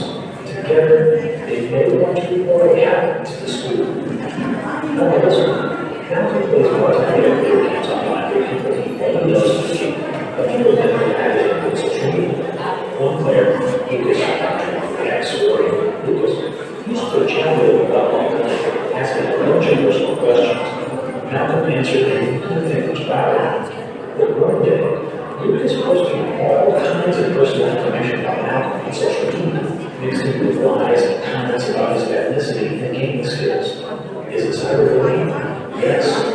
Lucas was trying to harm Malcolm and his reputation. What can Malcolm do? He can take screenshots of the posts and block Lucas on social media. What Lucas did made him also violated the rules of the social media site and the gaming platform. Malcolm should report Lucas's behavior to the sites. He can also report the game if he knows Lucas is one of the players. Malcolm can tell an adult what happened. Together, they can help each other if they should be held to the police. And remember, never give out personal information to strangers. Here's another one. Jaden and his friend Jaden were having fun. Getting mad like this book. Jaden took photos and posted them online. One photo showed how they only make you wear your face and but other kids who saw it started posting mean comments about Jaden's face in the photo. Dylan was upset by the photo and the comments. Is it cyberbullying? No.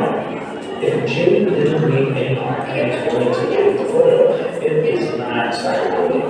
If Jaden doesn't delete the photo after saying that your comments being posted about his done, he could be contributing to cyberbullying. So what can Dylan do? He can ask Jaden to remove the post and be sure to ask permission before sharing photos up. If Jaden isn't planning, you'll respect Dylan's request, apologize, and delete the photo.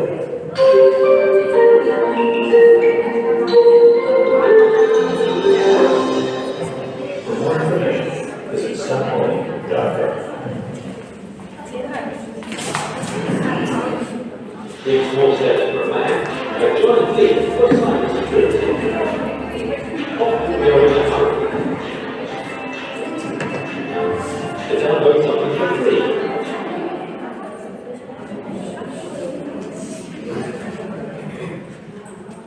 Okay, teachers. One group is already done. Now we move to the second stage of case study. So, who is ready to come to the stage?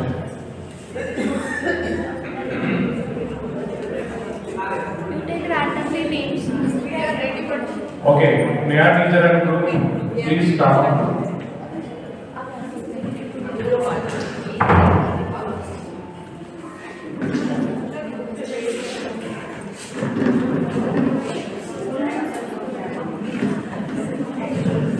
Is that my call? Is that working?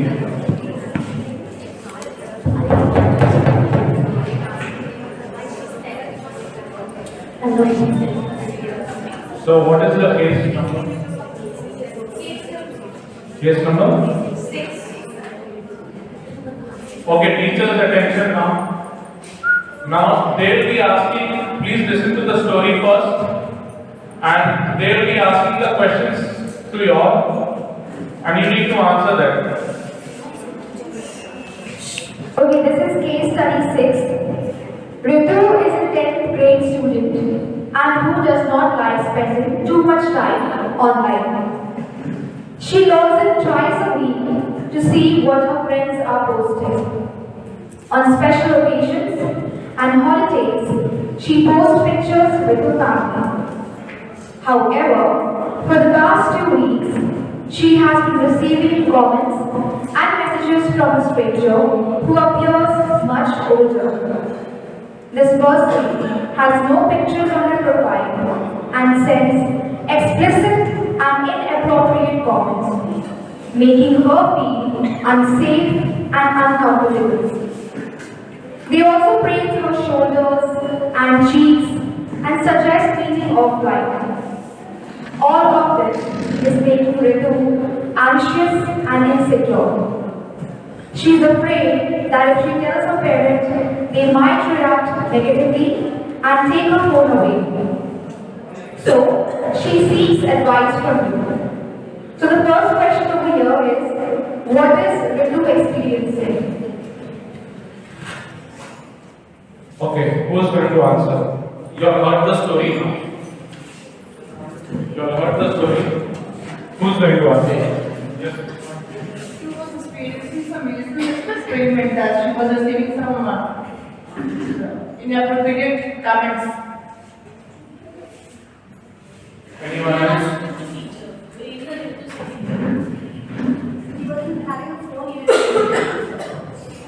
I feel she was feeling humiliated first of all, and also she was guilty of posting, I guess, the pictures that she has posted or whatever social sites she was using. She was also feeling embarrassment because she might be feeling that whether I should talk to my parents about this because she was afraid of her phone being confiscated, and also she was in depression. So according to you all, because you have seen the video, what is your answer? Or what is your take on it? So, when we talk about all these things, when we post pictures, and when we are posting pictures, or when we are talking to some strangers, we need to keep certain things in our mind. First of all, as far as my knowledge, when we talk about Ritu, there are many Ritus sitting in front of us also. We like to post pictures. We like to have a communication with strangers and everything. But what is the most important thing over here is, sometimes we need to make sure the people we are talking to, they should be trustable. We should not simply accept any request from anyone in any of the social media, whether it's Facebook, Instagram, Twitter, Snapchat, or any social media person. Then the next thing is, we should always keep our things private. The account should be the private form. There are times when we post pictures in the personal which are public account, there are chances that our pictures can be misused, our videos can be misused, and the people keep on trolling. There's a new word coming in this era, that is trolling. People start commenting, they start body shaming, they start judging, which should not be done. So Ritu is a child, she was in 10th standard and she was facing all these issues going on. So we should keep in mind certain things whenever we are using the social media. The next question for all of you is, what can she do to keep herself safe and online?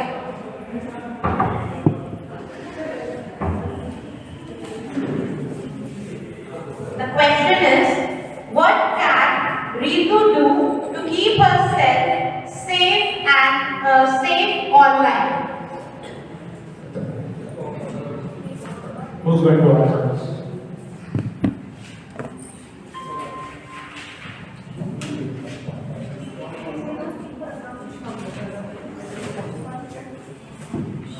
She may not keep her account public for everyone to view it easily. She can report if any abuse. She can report to the Instagram.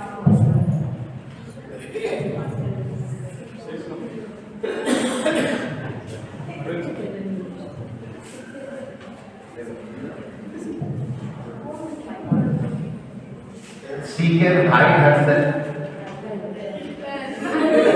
In Facebook, it is there now, option hide.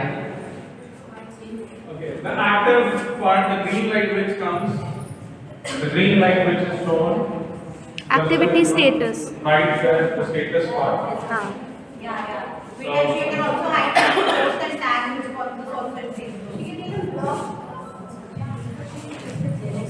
Yes.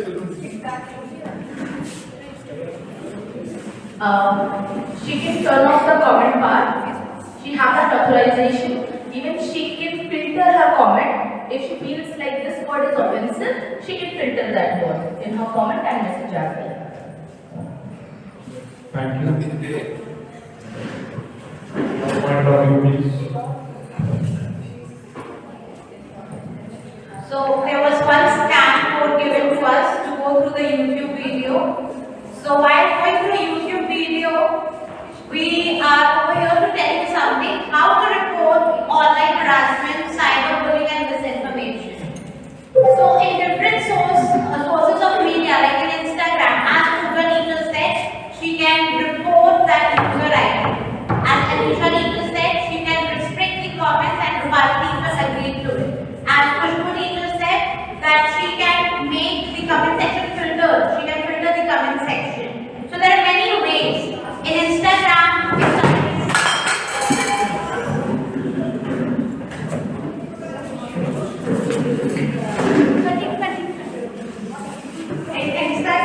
if somebody is harassing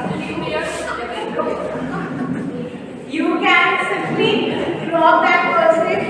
You can report and block that person. Plus, whenever you're posting a picture, you can make sure that the comment section. You can make sure that the comment section. You can make the comment section off. You can filter it. Plus, you can make your profile picture only visible to you. So that all things can be done. So, and while using Facebook. There are times when people tag us in something offensive photos or something in which there are times when people tag us in Facebook in something inappropriate photos in which we can simply remove that tag, we can block that person, we can report that person, all these things can be done easily. In WhatsApp, if somebody is harassing you can report that person and you can block that person easily. So in a certain ways, it gets very useful for all of us by using these different sources of media. Thank you everyone.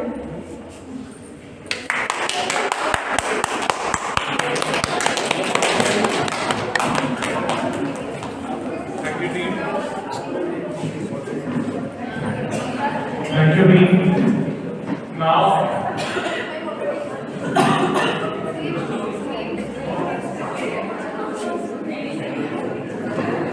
okay, you're ready? Same case study. There was one more question from the previous has It's okay, you all have wait few more questions, I guess. Any question for you? The main ask. Okay. Yes, answer to the second question.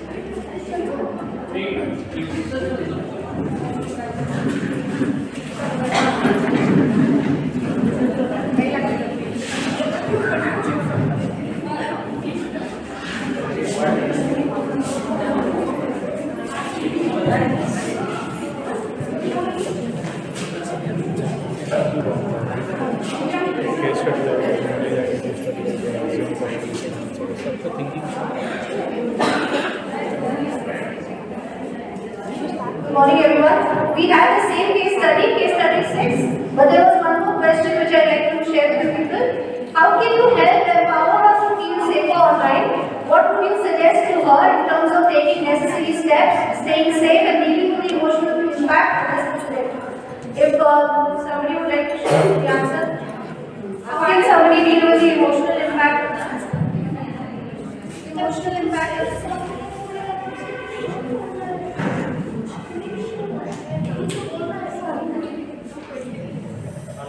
So when we talk about regroup and when we are talking about how to deal with the emotional impact of this incident, many a times we can switch off the comment section. There are times when we get into depression because of the trolling and the comments which we don't like, because of inappropriate comments, which we can switch off the comment section over there. Because in this era we cannot be misjudged because of the different people. And she should talk to her parents about all these things which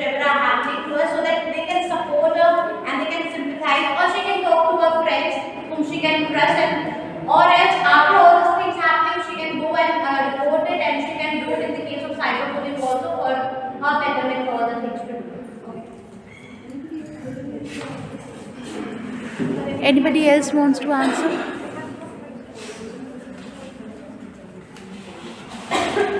Can you repeat the question once? The question was, what would you suggest to her in terms of taking necessary steps, staying safe and dealing with the emotional impact of this incident?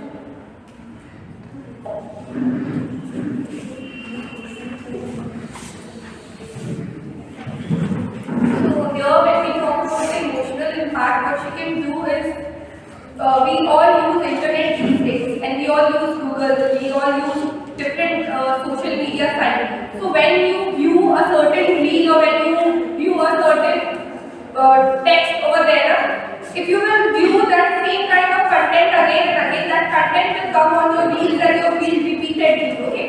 So if you want to keep your life positive, so go into the accounts or follow the accounts that share positivity. So your reels will automatically start showing up with those reels and everything. But if someone has shared a content which you don't like, so restrict that account then and there, so that it will not come back to your reel or your feed section and it will not disturb you in any way.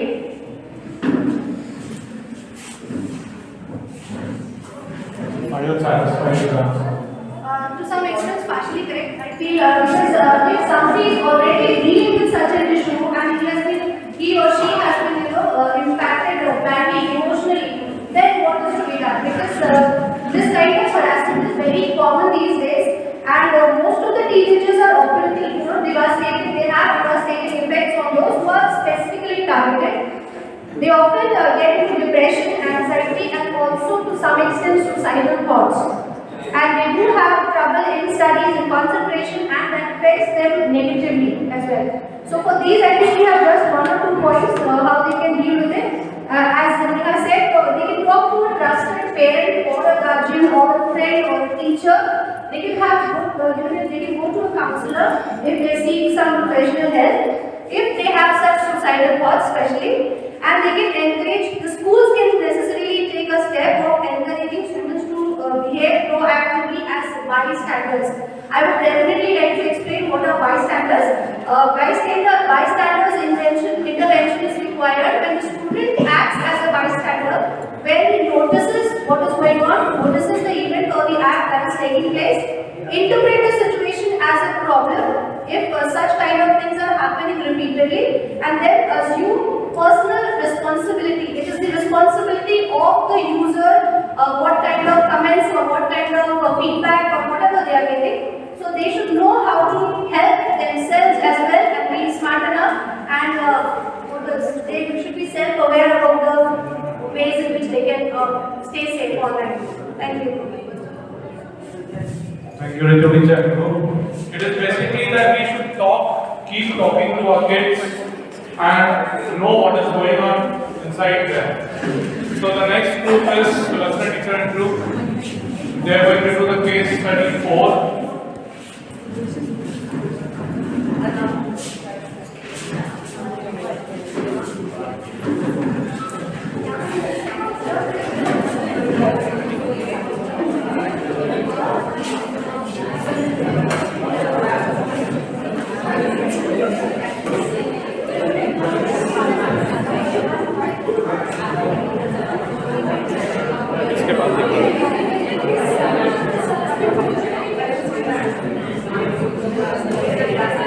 Yes, teachers, please. Yes, we have got case study for Alisha, Afsan, Niyati and Surya are close friends who have a WhatsApp group together. They exchange a lot of information regarding their studies, daily life, and they also share a lot of memes and jokes too. For them, their WhatsApp group is the most comfortable and trustworthy place virtually. One day, Alisha comes across an article on a website called Time.in, where she reads that if a dengue patient drinks warm water by mixing cumin seeds with it, they will be cured at home, without a doctor's help or any medical assistance. She also sees comments from people at the end of the website verifying the claim. So she believes it, and immediately she shares the news article with her friends on their WhatsApp group. Her friends also believe her and keep forwarding the article to other groups and chats. So now this rumor has spread all over that no doctor or medical assistance is required to treat dengue patient. Now the questions are: What should have Alisha done right after seeing the news? Question is, what should have Alisha done right after seeing the news? So is going to give the answer. What should have Alisha done right after seeing the news?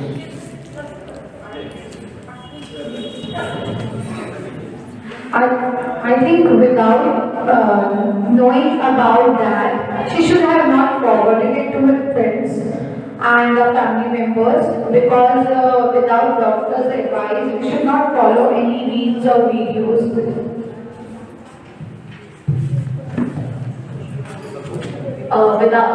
Before implementing, she should have gone through some, because this is the new religious part, she should have consulted a dietitian maybe or a doctor before applying.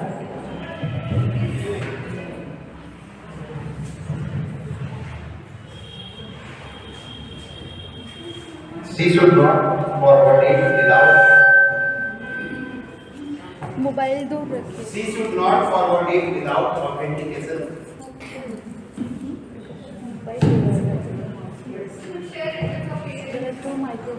You should share it with the parents. And okay, what will be your answer from your side? At first, she should have the context of the news, from where the news has come. She must have checked the background information. After that, she must have checked the ubiquity of information, whether it is available everywhere or not. And the third one is that she must have taken a second opinion.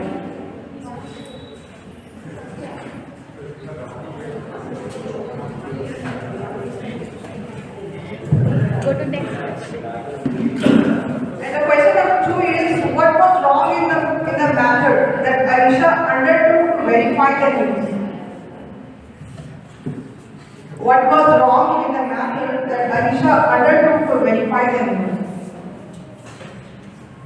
Who's going to answer? Finger teacher.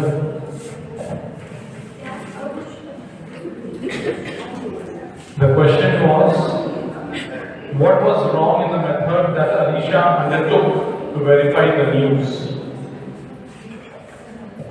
She has not verified it. She has just posted the message and forwarded the message in the other groups. She should have, like what the teacher told, she should have verified where the news is from. Whenever we are getting some news, there are particular websites which tells whether the news is fake news or the real one, and she should have taken second opinion from parents or somebody, and then she should have forwarded. Okay. Lakshmi, your answer from your side. Yes. Hello everyone. The method she implemented was she was reading the comments the people have posted at the end of the website, and this much was enough for her, and she accepted the verification. The method was wrong because we also nowadays we see the YouTube videos and we read the comments and think, okay, the comments are saying even. This is out of context, but I will like to talk about it. That sometimes we read the reviews and we know that there are purchase reviews also.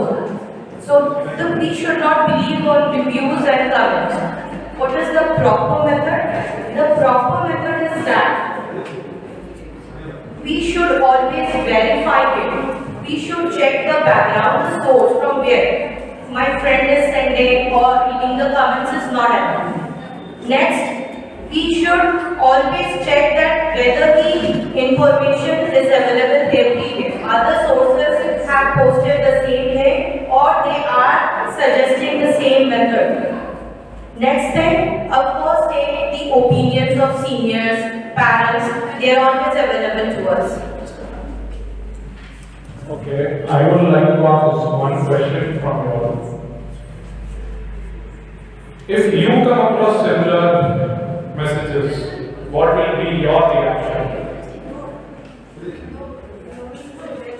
My reaction is, first of all, I like to check. Without checking, I don't forward any messages. Means you would say Yes. you read it and then you see Yes. whether it's suitable or not. And I always believe in gut feeling. If I'm not comfortable with the information, I don't share. So I will not be comfortable without any medical assistance or doctor's advice that I will forward anything regarding any disease or whatever. Okay, thank you. We have added few questions Yeah, what is it? from our side. Like, would you easily believe in any article shared in the WhatsApp? Give the reason behind your answer. Please repeat the question again. Would you easily believe in any article shared in the WhatsApp group or groups? Give reason behind your answer. Who is it? Who wants to answer? Because messages come forward karo and you will be blessed. Yes. नहीं तो हादसा I agree होगा. with Mario sir, this is the very common type. Even And if it's people do it. before internet. And people do it. Yes. People do it. So, who's going to answer? Yes. We should actually not believe in all the things we get as a message or a link or maybe an article in WhatsApp or anywhere, because media actually plays a important role in playing with mind of masses. Okay, so as we are educated, we must utilize the correct viewpoint and then think about it or believe it, because there is a lot that meets the eye. So this is my answer. Our next question, how to identify any misinformation? How to identify any misinformation or any misleading information? Should be published by the prominent media houses. And second thing is that we have a certain fact checker also. For example, all news is there. And then we have Point, then we have Beyond. So there are several types of websites which are going for fact check. So we should first do this and then we should believe whether it's true or not. It's just that you need to research on it before forwarding it. Yes. And just like Pooja ma'am has said, that we have several websites to verify the news, like www.altnews.in, www.news.com. This helps us to verify the news. The last question, do we have to investigate for the authentication of the post? Repeat it again. Do we have to investigate for the authentication of the post? Give your reason.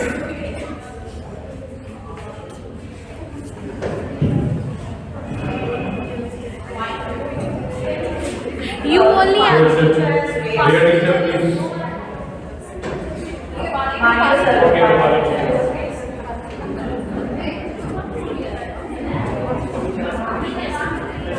So, as we all know, this digital media has been come across to us in 2020 when the COVID period hit us.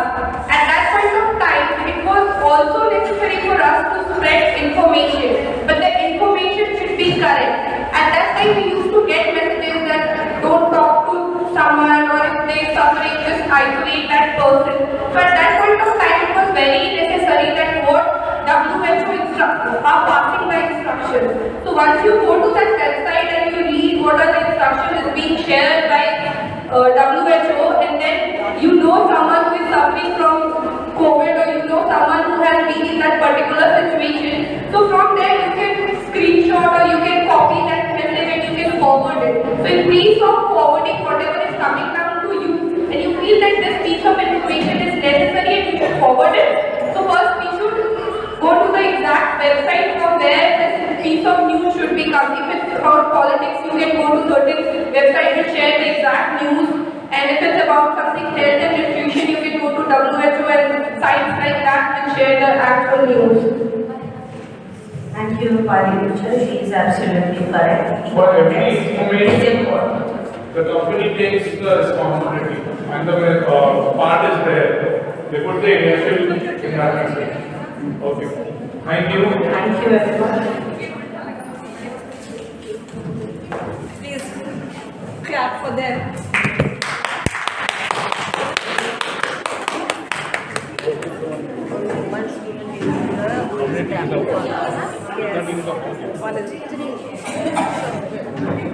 So let us complete all the case studies first and then we show the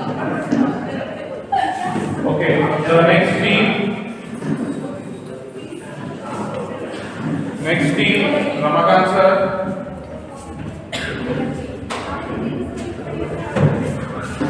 नहीं उन लोग का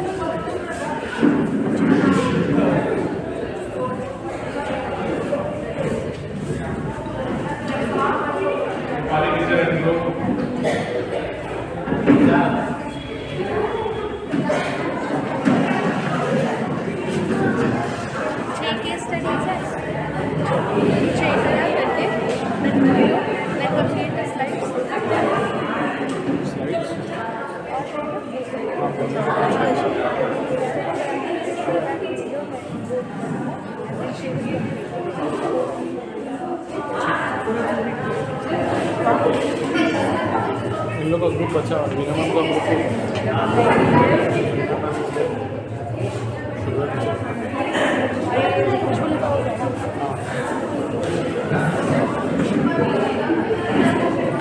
We have the same case study as Khushbu teacher has got. So I just discuss the question here. Why do you think Sabina is feeling this way? So anyone of you will answer it, and we can have a discussion. First say the story. कोई बात Say the story. Read the story. Okay, so I'll repeat the story again. Sabina is a student who enjoys cooking delicious food and she shares her videos and recipes on YouTube. She loves using social media platforms to explore and learn new things online. Initially, social media platforms were very exciting for her. She receives a lot of praise from people and she drew inspiration from others' work. Nowadays, she feels stressed and anxious and she is restless to post her videos. Even after posting, she keeps checking for likes and comments on her phone repeatedly. She often feels down after watching the videos and doesn't find the same relaxation as before. She can't understand these feelings, but they affect her mood, and she decides to reach out to you for advice. So, any advice for her that why she is feeling this way?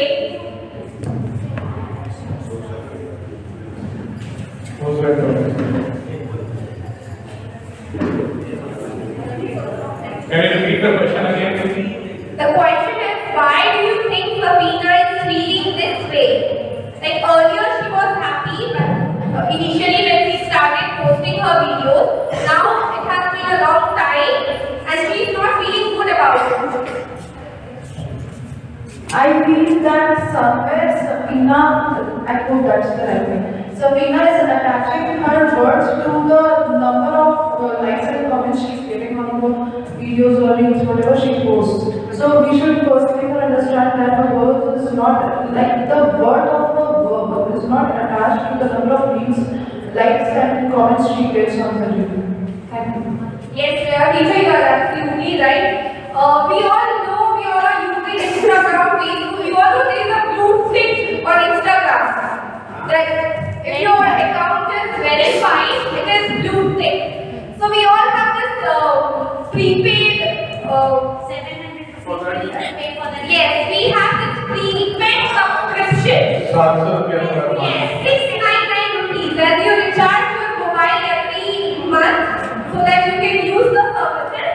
Similarly, there is a feature where you want your account to be blue tick, or you want yourself to be known as a celebrity or an influencer, or that you are very famous. So in that case, what you have to do, you have to buy that subscription. And in case, unfortunately, that you don't have the money the next month and you are not able to pay it, again that blue tick will disappear from there and you will again feel disconnected from the world, because you were being celebrated as a celebrity, that you have a blue tick, you have these number of likes, comments and followers that we see on people's account is what? It is not actually the organic or the real followers that people have.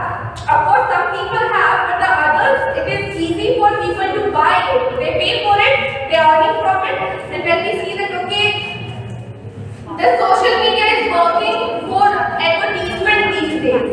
So if I have to sell my product and I feel like this influencer is, I'll take an example of Khushbu teacher. Khushbu teacher shares the content of beauty blogs and everything. If she is having a huge number of followers and I as a company want to sell my product, I'll contact Khushbu teacher and she is having a lot of followers over there, and I'll give her a certain amount and she will advertise my product on her account. The people, those who don't know the backstory, that I'm just saying it, it's not true, that she's not having that actual number of followers, it's fake. So in that condition, it's not true. Please, I'm repeating it again, it's not true.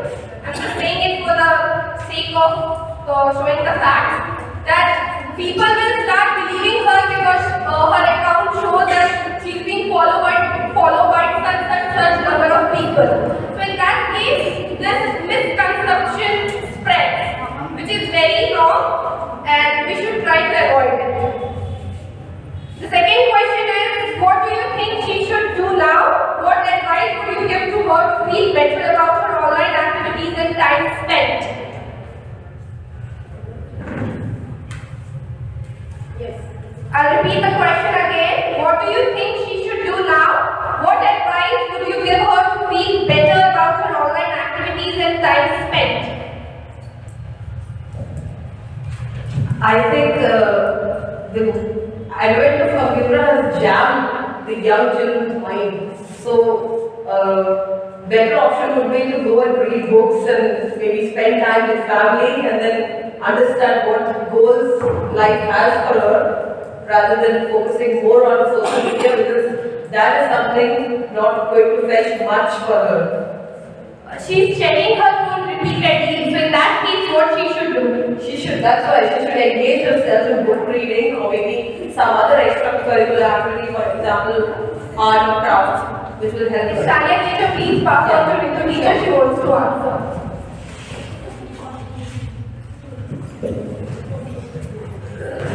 First of all, I'm not aware what kind of videos she has been uploading. There are people who post or upload videos, without even giving it a thought, and they often land up in posting similar photos with similar poses most of the time, similar videos. So maybe if she's going through her videos again and again, her own videos, then she can check on that, and then she can post something which is fruitful, maybe something which is different from the previous videos, and she might enjoy it again.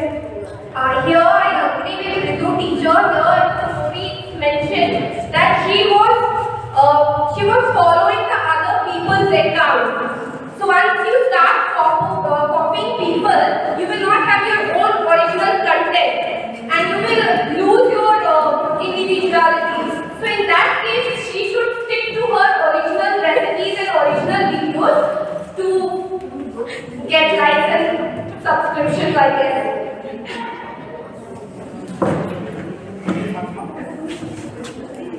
So here we have the last question. How would you support her in dealing with these emotions? I think as a student she should balance her studies and social media life at her screen time. We also have feature on Instagram where we do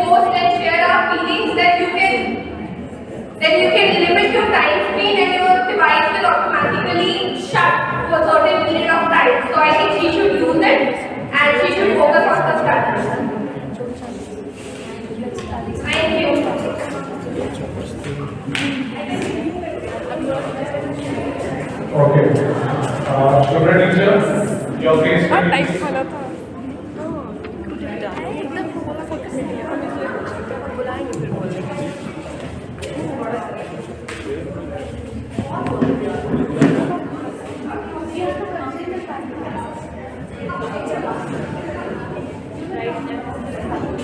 Okay, Veena teacher, please.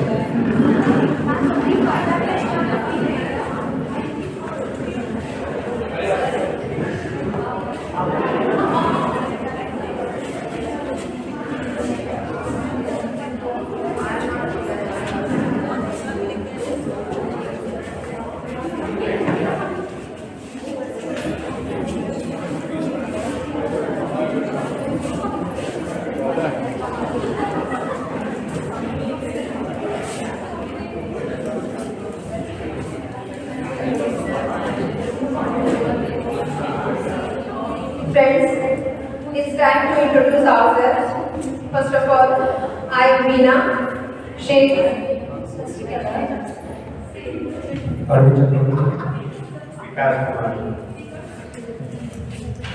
and our team has got the question. Now we got case study 1. First, we will deliver this story. Rajiv, 10 years old boy who enjoyed spending time on social media received a message on Facebook claiming that he won a lottery of rupees 10,000. To claim the prize, he was asked to fill out a form that requested his name, address, Facebook account name, and password, and bank account information. After submitting the form, he got logged out of his Facebook account and could not log back in. So far, no money has been deposited into his bank account. He feels a mix of anger, embarrassment, and dread.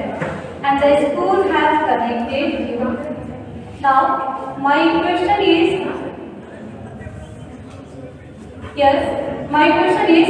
what do you think happened here, and what should have been done to keep Rajiv safe? Yes, friends, I think the case is clear. So let me see who's the first team ready with the answer. I repeat the question and I want your attention also here. What do you think happened here? And what should have been done to keep Rajiv safe? I hope you have paid attention on the case study when Sashu was reading. Shall I read it again? Read the story again, teacher. Okay, sir. Rajiv, he is a 13-year-old boy who enjoys spending time on social media.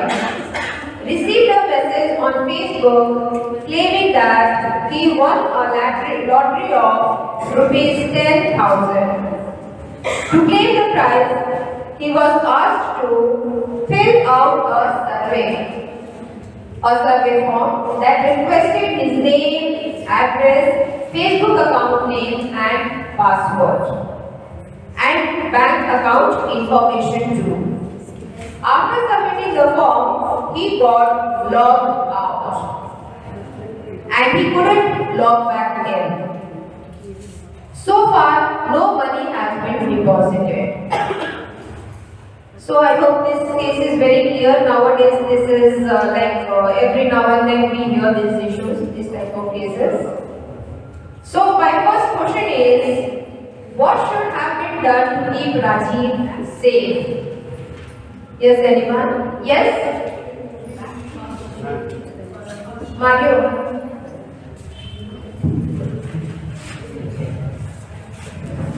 He should not have shared his password and bank details. Very good. So the first point that comes that he should not have shared his passport details and even his Facebook account details and everything. Whatever his details, it should not have been shared.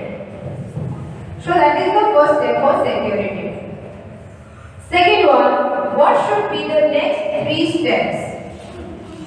I repeat, what should have been the next 3 steps for him after such an incident? So means this thing has happened, उसके साथ धोखा हो गया. So what next steps he can take?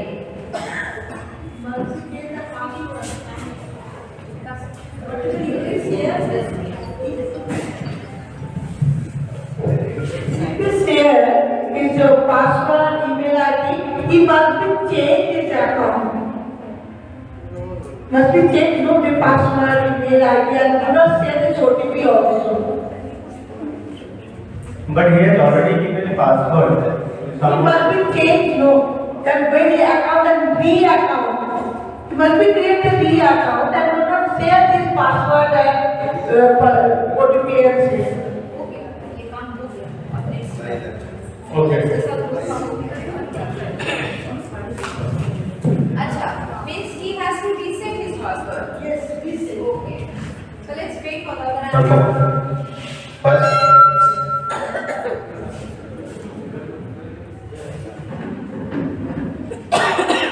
First, he should report to Facebook Help Center. First, he should report to Facebook Help Center. Second, to Cyber Cell, police station Cyber Cell. And third, to the bank in which his account is there. Okay, so that his account could be freeze for some time. These 3 steps he can take. Right. Right. Fine. Clap for Next question, sir. Okay, now the third question is, seeing that he is struggling, maybe some people around him, he or she may struggle for that. How will you help him to deal with this scam? How we can help? As a teacher or as someone will come to you and this happened, and how we can help? Like as a teacher, we can give them a proper training as we are getting today in this topic cybercrime. As a teacher, we should upload a video and share what are like do's and don'ts while we get this bot message or bot apps.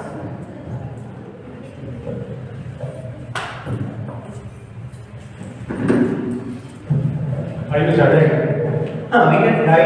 We can guide them for the proper, like, if anything happens, like sir said, that we go to the health centers and cyber cell, and we need to, if it happens, we need to complain in a cyber cell to the police. The first thing is to complain and to stop it.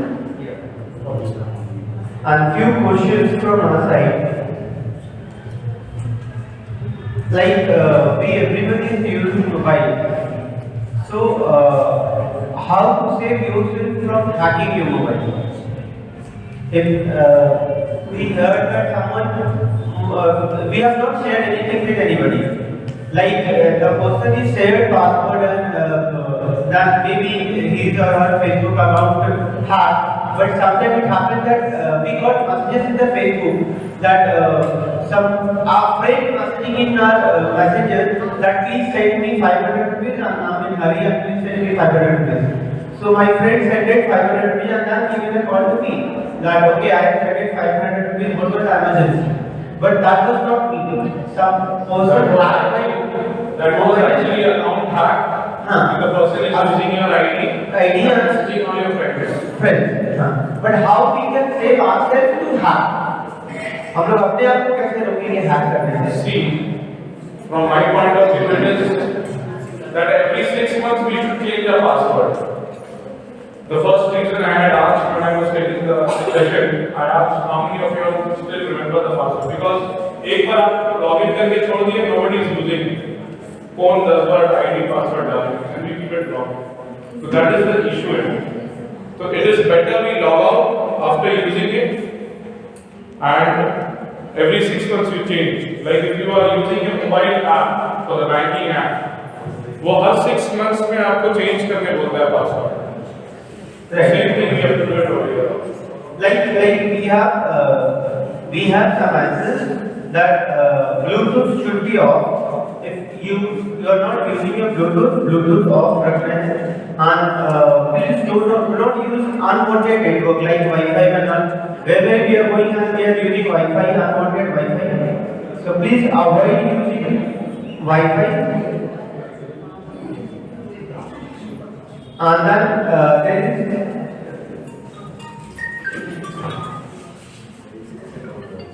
So friends, first one very easy and that we can do it now also. The first one is said Bluetooth off. You see many of us, we don't use Bluetooth but our Bluetooth is on day in day out even at the night every time. So please for your security, please switch off your Bluetooth if you are not using it. Okay, and sir has said that do not use unsecured network. Right. So very time we like the younger generations they are very tournament we have to go. वहाँ उस cafe में हमको free Wi-Fi मिलता है. So they are attracted there. So now these things are to be avoided because these Wi-Fi's, free Wi-Fi's, they are not secured. Okay, and the third one which we were saying is, if you are having any spam mail, any wrong language that you identify, you have to use two-way verification code. Right?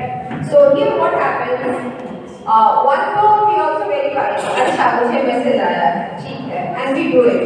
But the other time, what we have to do is we have to log into some other account also to check the verification. Whether the message that we got that is from the authorized person. Okay, so that one. So again a question for you here. What is clickbait? What is clickbait? So I request Deepti teacher to give the answer.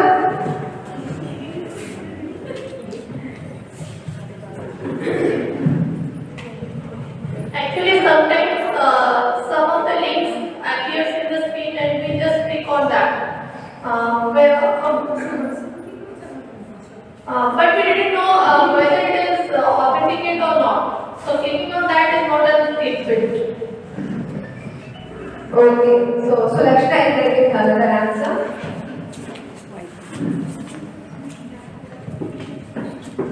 Actually, clickbait means any attractive title we see or content we see or any items which we are searching and we see and we click on it. So I think that is clickbait. For example, use in your videos. The pop-ups that we get while surfing the net is clickbait. Yes, the pop-ups that we get while surfing the net or we are using the net and the pop-ups suddenly turns that is clickbait. And all of a sudden we just click it on and another website will come and another attack will be there. That is clickbait. Yes. We get attracted to that pop-ups, some messages. So we have to just be careful of that. So the last one is what is phishing? What is phishing? I have just explained it in my part, in my session.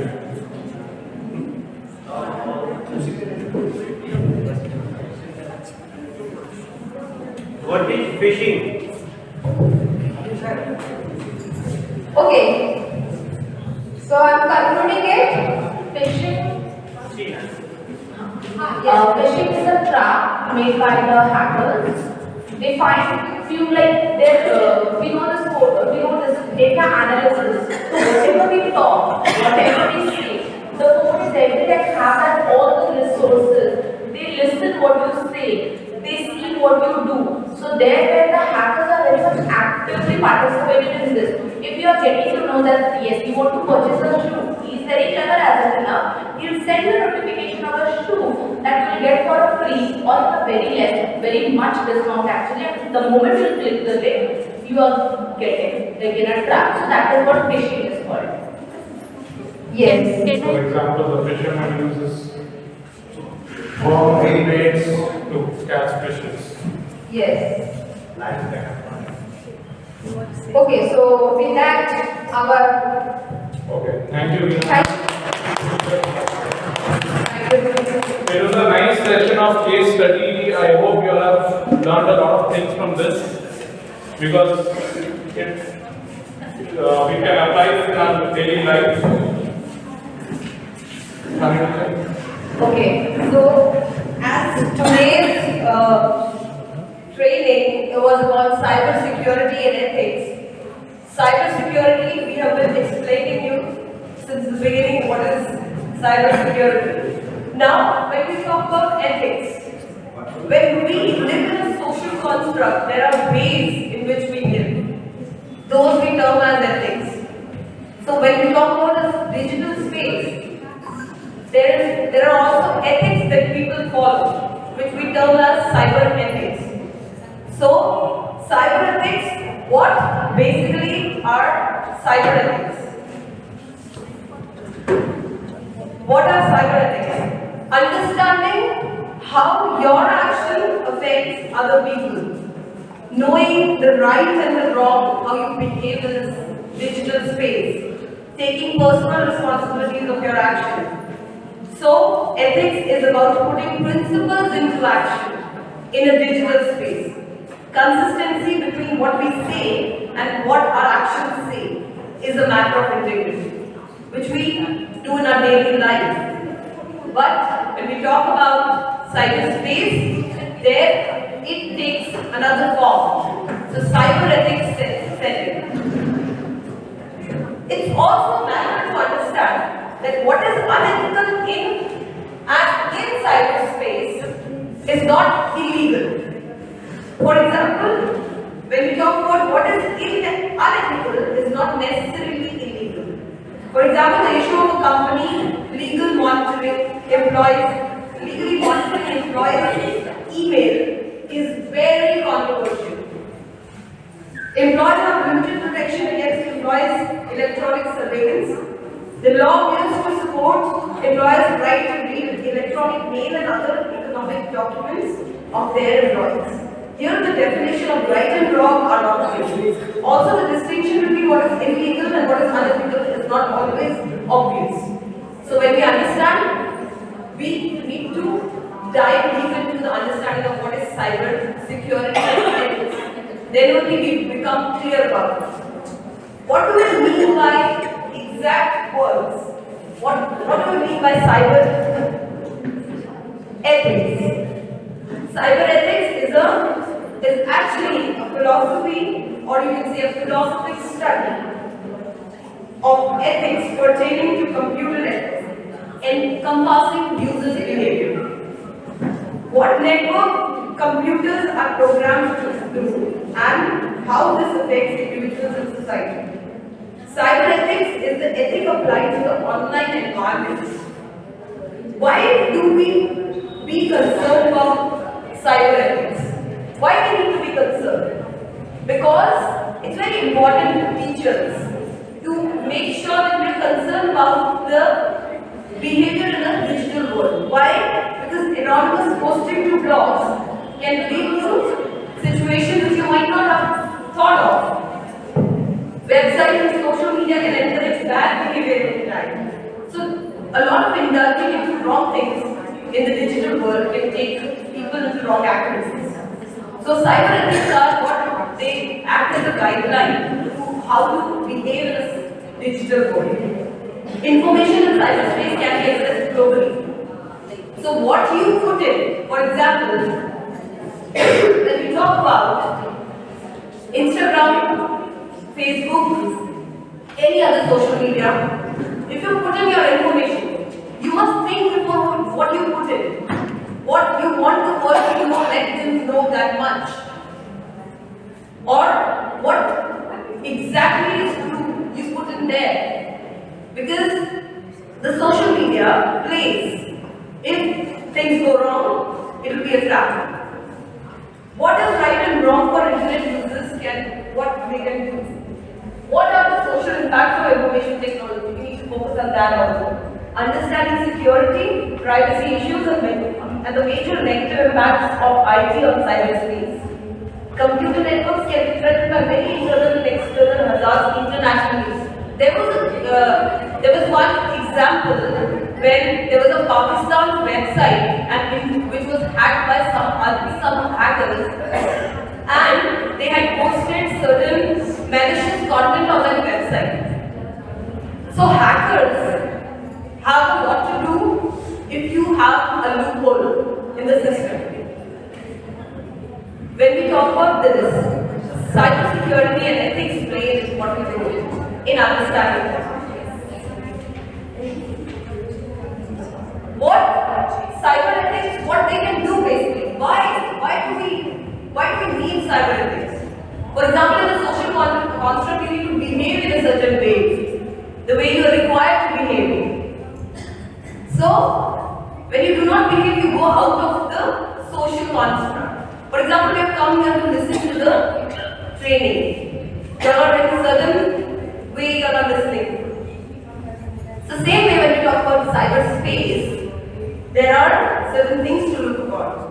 Cyber ethics unpin actions that must be taken not only to harness the power of the IT itself, but also to survive its evolution. So it should be the concern of everyone. So, as ethics are important in your day-to-day life, cyber ethics are important in your digital world. So when we as teachers, when we become equipped with knowledge, we must impart the same to our students, because the coming generation is so much equipped with knowledge about the social media that they fall in the trap of certain things which they don't know. So when we make them aware about these ethics, they become conscious. So in order to make them aware, we first have to equip ourselves with the knowledge of what it is. So as I would like to repeat it, cyber security and ethics are the need of the hour. Because the digital world is not stopping, it's ever expanding. It's going to expand more and more. So we need to embed this in our students. I would like to call Manu sir for showing you a video related to this thing, which will enlighten you more about cybersecurity.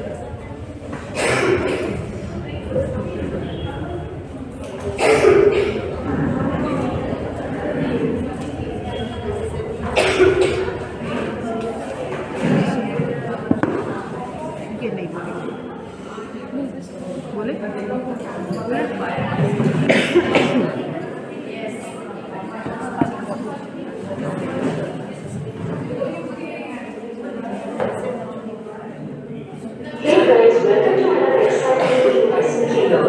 In this video, we review the top 10 computer hacks of all time. But before we begin, if you're new here and haven't subscribed already, make sure to hit the subscribe button and the bell icon for interesting tech videos every day. Let's see what we have at number 10. From April 27, 2007, Estonia, the European country, faced a series of cyber attacks that lasted for weeks. This happened when the Estonian government decided to move the bronze soldier from talent center to a less prominent military cemetery located on the city's outskirts. Unprecedented levels of internet traffic took down Estonian banks, online services, media outlets, broadcasters, and government bodies. Government sent massive waves of spam and vast amounts of automated online requests. According to researchers, the public faced serious attacks.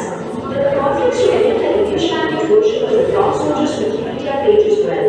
Although there is no confirmation, Russia is believed to be behind these cyber attacks that largely triggered the Estonian society. Let's now move on to the next attack. On December 23, 2015, several parts of Ukraine witnessed a power outage. And this was not a typical blackout, it was indeed the result of a cyber attack. Information systems of 3 energy distribution companies in Ukraine were compromised. It is the first known victorious cyber attack on the power grid. It is said that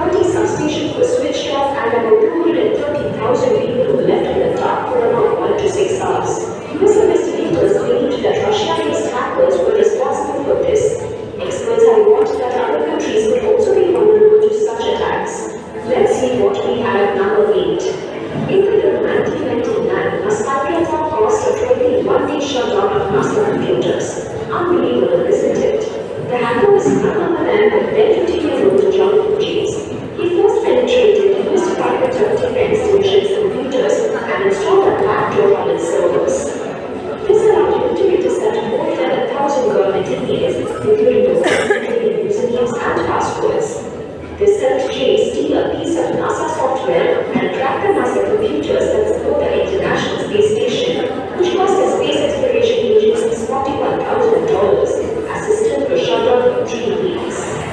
He was the first person to carry out a computer hack against the American space agency. Let's now move on to the next attack. In late November 2014, there was a leak of confidential data from the film studio of Sony Pictures. Information about Sony Pictures employees, their emails, copies of their unreleased Sony films, future propositions, and other crucial data were leaked. This cyber attack was carried out by an advocate named Guardians of Peace. So what did the hackers want? Well, they demanded that Sony withdraw its then-upcoming movie, The Interview. This movie was a comedy storyline to assassinate the North Korean leader Kim Jong-un.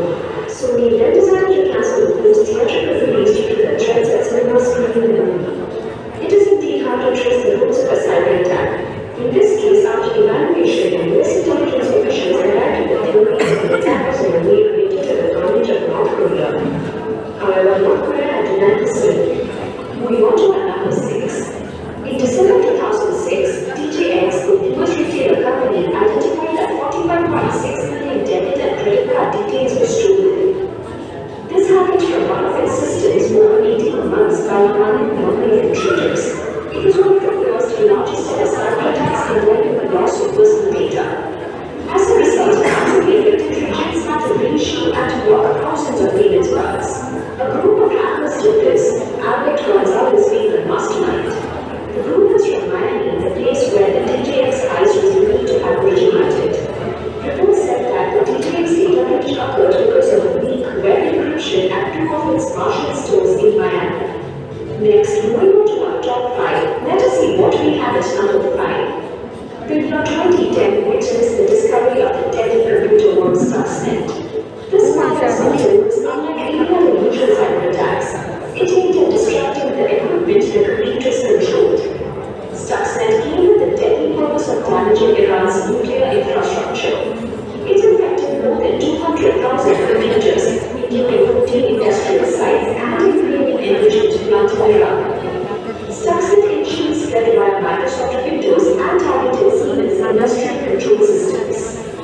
Although it was discovered only in 2010, it is believed to have been silently sabotaging Iran's nuclear facilities. It was one of the first discovered malware that was capable of hampering hardware systems. It largely damaged the centrifuges of the Iranian reactors. This was believed to be a cyber weapon created by the US and Israeli intelligence, although there is no documented evidence or acceptance by either the countries for the same. Moving on to number 4. In the year 2014, Montico was the victim of one of the deadly cyber attacks.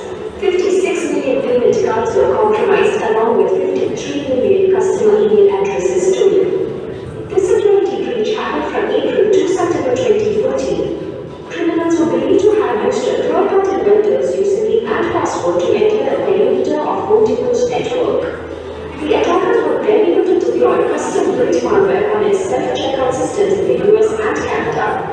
Moving on to our top 3. As you may be aware, the PlayStation gaming system is one of Sony's most popular products. Unfortunately, in April 2011, Sony executives witnessed abnormal activity on the PlayStation network. This resulted in the compromise of approximately 77 million PlayStation users' accounts and prevented users of PlayStation 3 and PlayStation Portable consoles from accessing this service. This forced Sony to turn off the PlayStation network on April 20th. On May 4th, Sony confirmed that personally identifiable information from each of the 77 million accounts had been exposed. The outage lasted for 23 days. Sony released almost 3 announcements concerning the system outage. In the end, Sony is believed to have invested approximately $170 million to improve the network security, to investigate the attack, and to cover the expenses of caring for the consumers that have been affected. Let's now move on to the next attack at number 2. In May 2017, one of the most dangerous cyber attacks took place. It was known as the OneDrive ransomware attack caused by the OneDrive crypto. The victims were the users at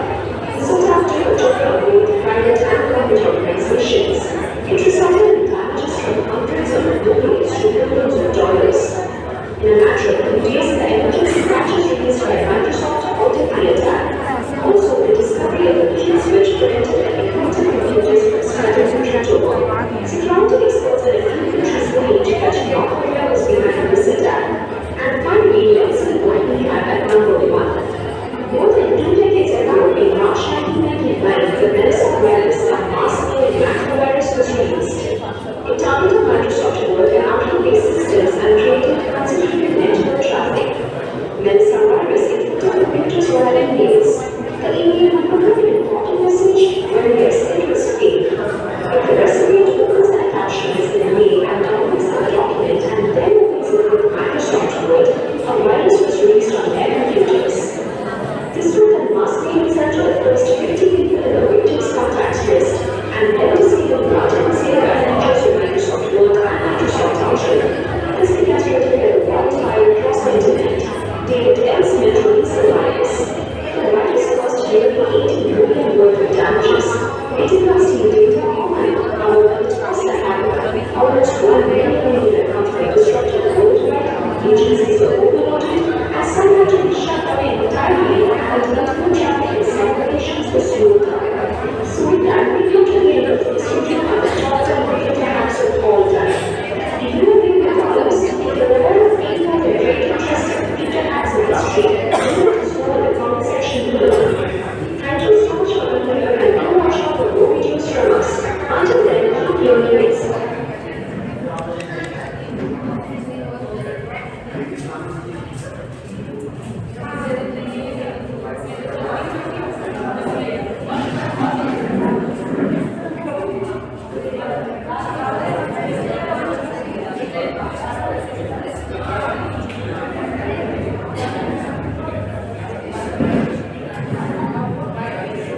Teachers, let us review some and discuss some cyber-ethical concerns.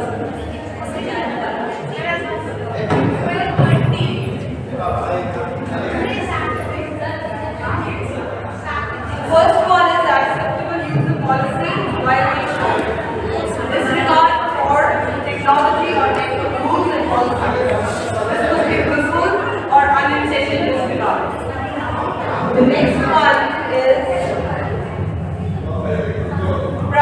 piracy. Unauthorized publication and distribution of items such as games, software, etc. are being done. End-user license agreement violation is also being done. This is also another part. Plagiarism. This is something where the data of someone else is being stolen. Yes, Rupali teacher, this plagiarism, when we talk about it, here, the data is stolen of someone else. If someone has written something, then gets stolen, right? Next one, cyberbullying, is when a child or teen is tormented, threatened and harassed, humiliated or embarrassed, or otherwise targeted by another child or teen. This happens many times in schools. So we need to be very vigilant regarding this. Yes, Rupali teacher? Do you have any examples of cyberbullying? She has been the victim. Anyone has an example of cyberbullying that you have seen in your daily life? Maybe in schools also you might have heard some issues. Can someone come up with one idea, one example? Can I? Yes, please. Manisha, please turn the camera with ma'am. No need. I don't know whether it will be covered under cyberbullying or not, but I do have some of my friends who actually come across some of the videos in Instagram which is related to a fat woman or a fat girl, and they tag me over there and they say, देखो ये तुम है, you can resonate with it, you can relate with it. So sometimes I just ignore and sometimes I really feel bad because I don't want to be called a woman or body shaming, but it is actually done through a cyber videos that is there in the Instagram. They tag me over there in the whole world and they put Okay, so well on that note, I would like to tell you, Shania, you're a beautiful young lady. Do not get deceived by others' words. Okay, and this actually is an example where people get deceived by the words, and this should not happen. This is where the ethics set in. What to do and what not to do. Yes, Rupali teacher? Yes, Shania teacher. Yes.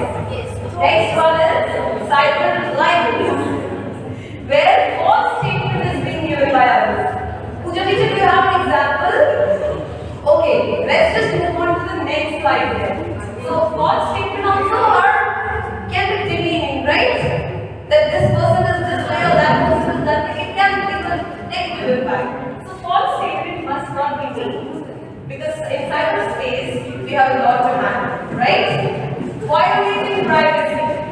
When we talk about violating privacy, willfully using another person's password to access his or her email or document online, distributing private information around anything government members. Has anyone done that? What? Tap into someone else's account? No. No? Because you don't know their password, right? Yes, but the hackers have access to other person's account. They can hack into each one of our accounts, right? So the next is cyber stalking. Bali teacher, can you tell me something about cyber stalking? Yes, what you need to say. When we stalk our ex, it's stalking the client. Bro, teacher, yes, please. Neha teacher, please. Neha teacher does it Sumit. No. When we talk about cyber stalking, what all things can happen? बोलो ना. So please give the mic. Huh? Yes, Madam Stalker. You can speak. So basically when we talk about stalking, okay. So basically when we talk about stalking, generally when we interfere with other people's IDs and we are going over there, we are just watching like what they are doing in their day-to-day life. Many people create fake IDs for that, and with that fake ID, they go to that respective person's account. They comment over there, they abuse over there, they check everything. So that is a form of stalking. Okay, that's enough. Yes. Thank you so much, Neha teacher, for enlightening us about stalking. And let's just move on to no.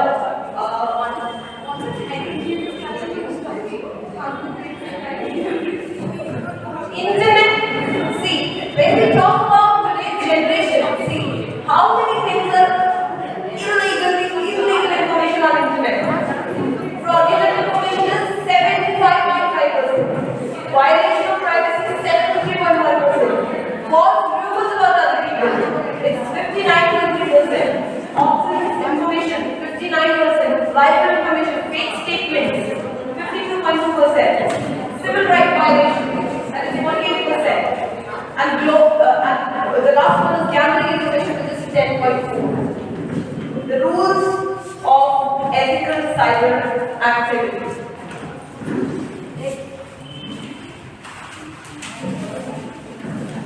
The rules of ethical cyber activity, when we talk about that, we need to focus that we do not need to break into someone else's computer, we do not attempt to infect others' computer, and do not use the internet to expand your social or business network. I hope this session has been an informative session for all of you to have enough of knowledge about cybersecurity and ethics. This must have empowered you with a lot of information.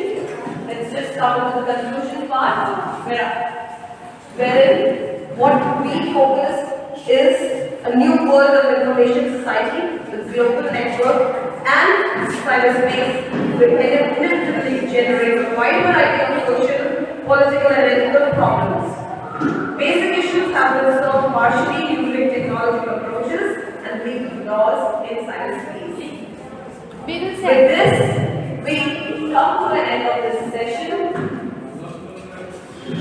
And here we believe that this information, the information that we have given today about cybersecurity and ethics, we will take it forward and impart the same to our students.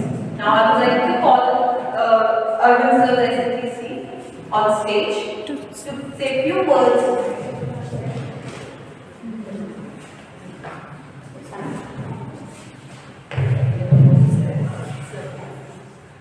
Thank you, Shania ma'am and Mario sir, for giving so much very good presentation, and we all aware about cyber security and and lots of things we have learned from here, and I hope that all the teachers enjoyed and they have collected so much knowledge, so in future at least they can spread this to other persons. So we all will be aware of this. Thank you, ma'am.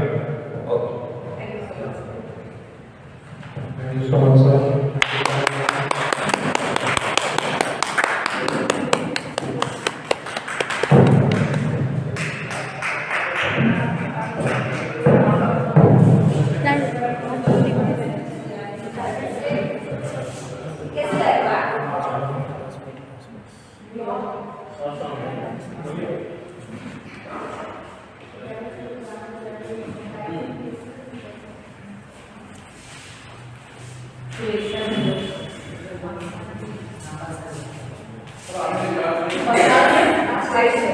आगे साल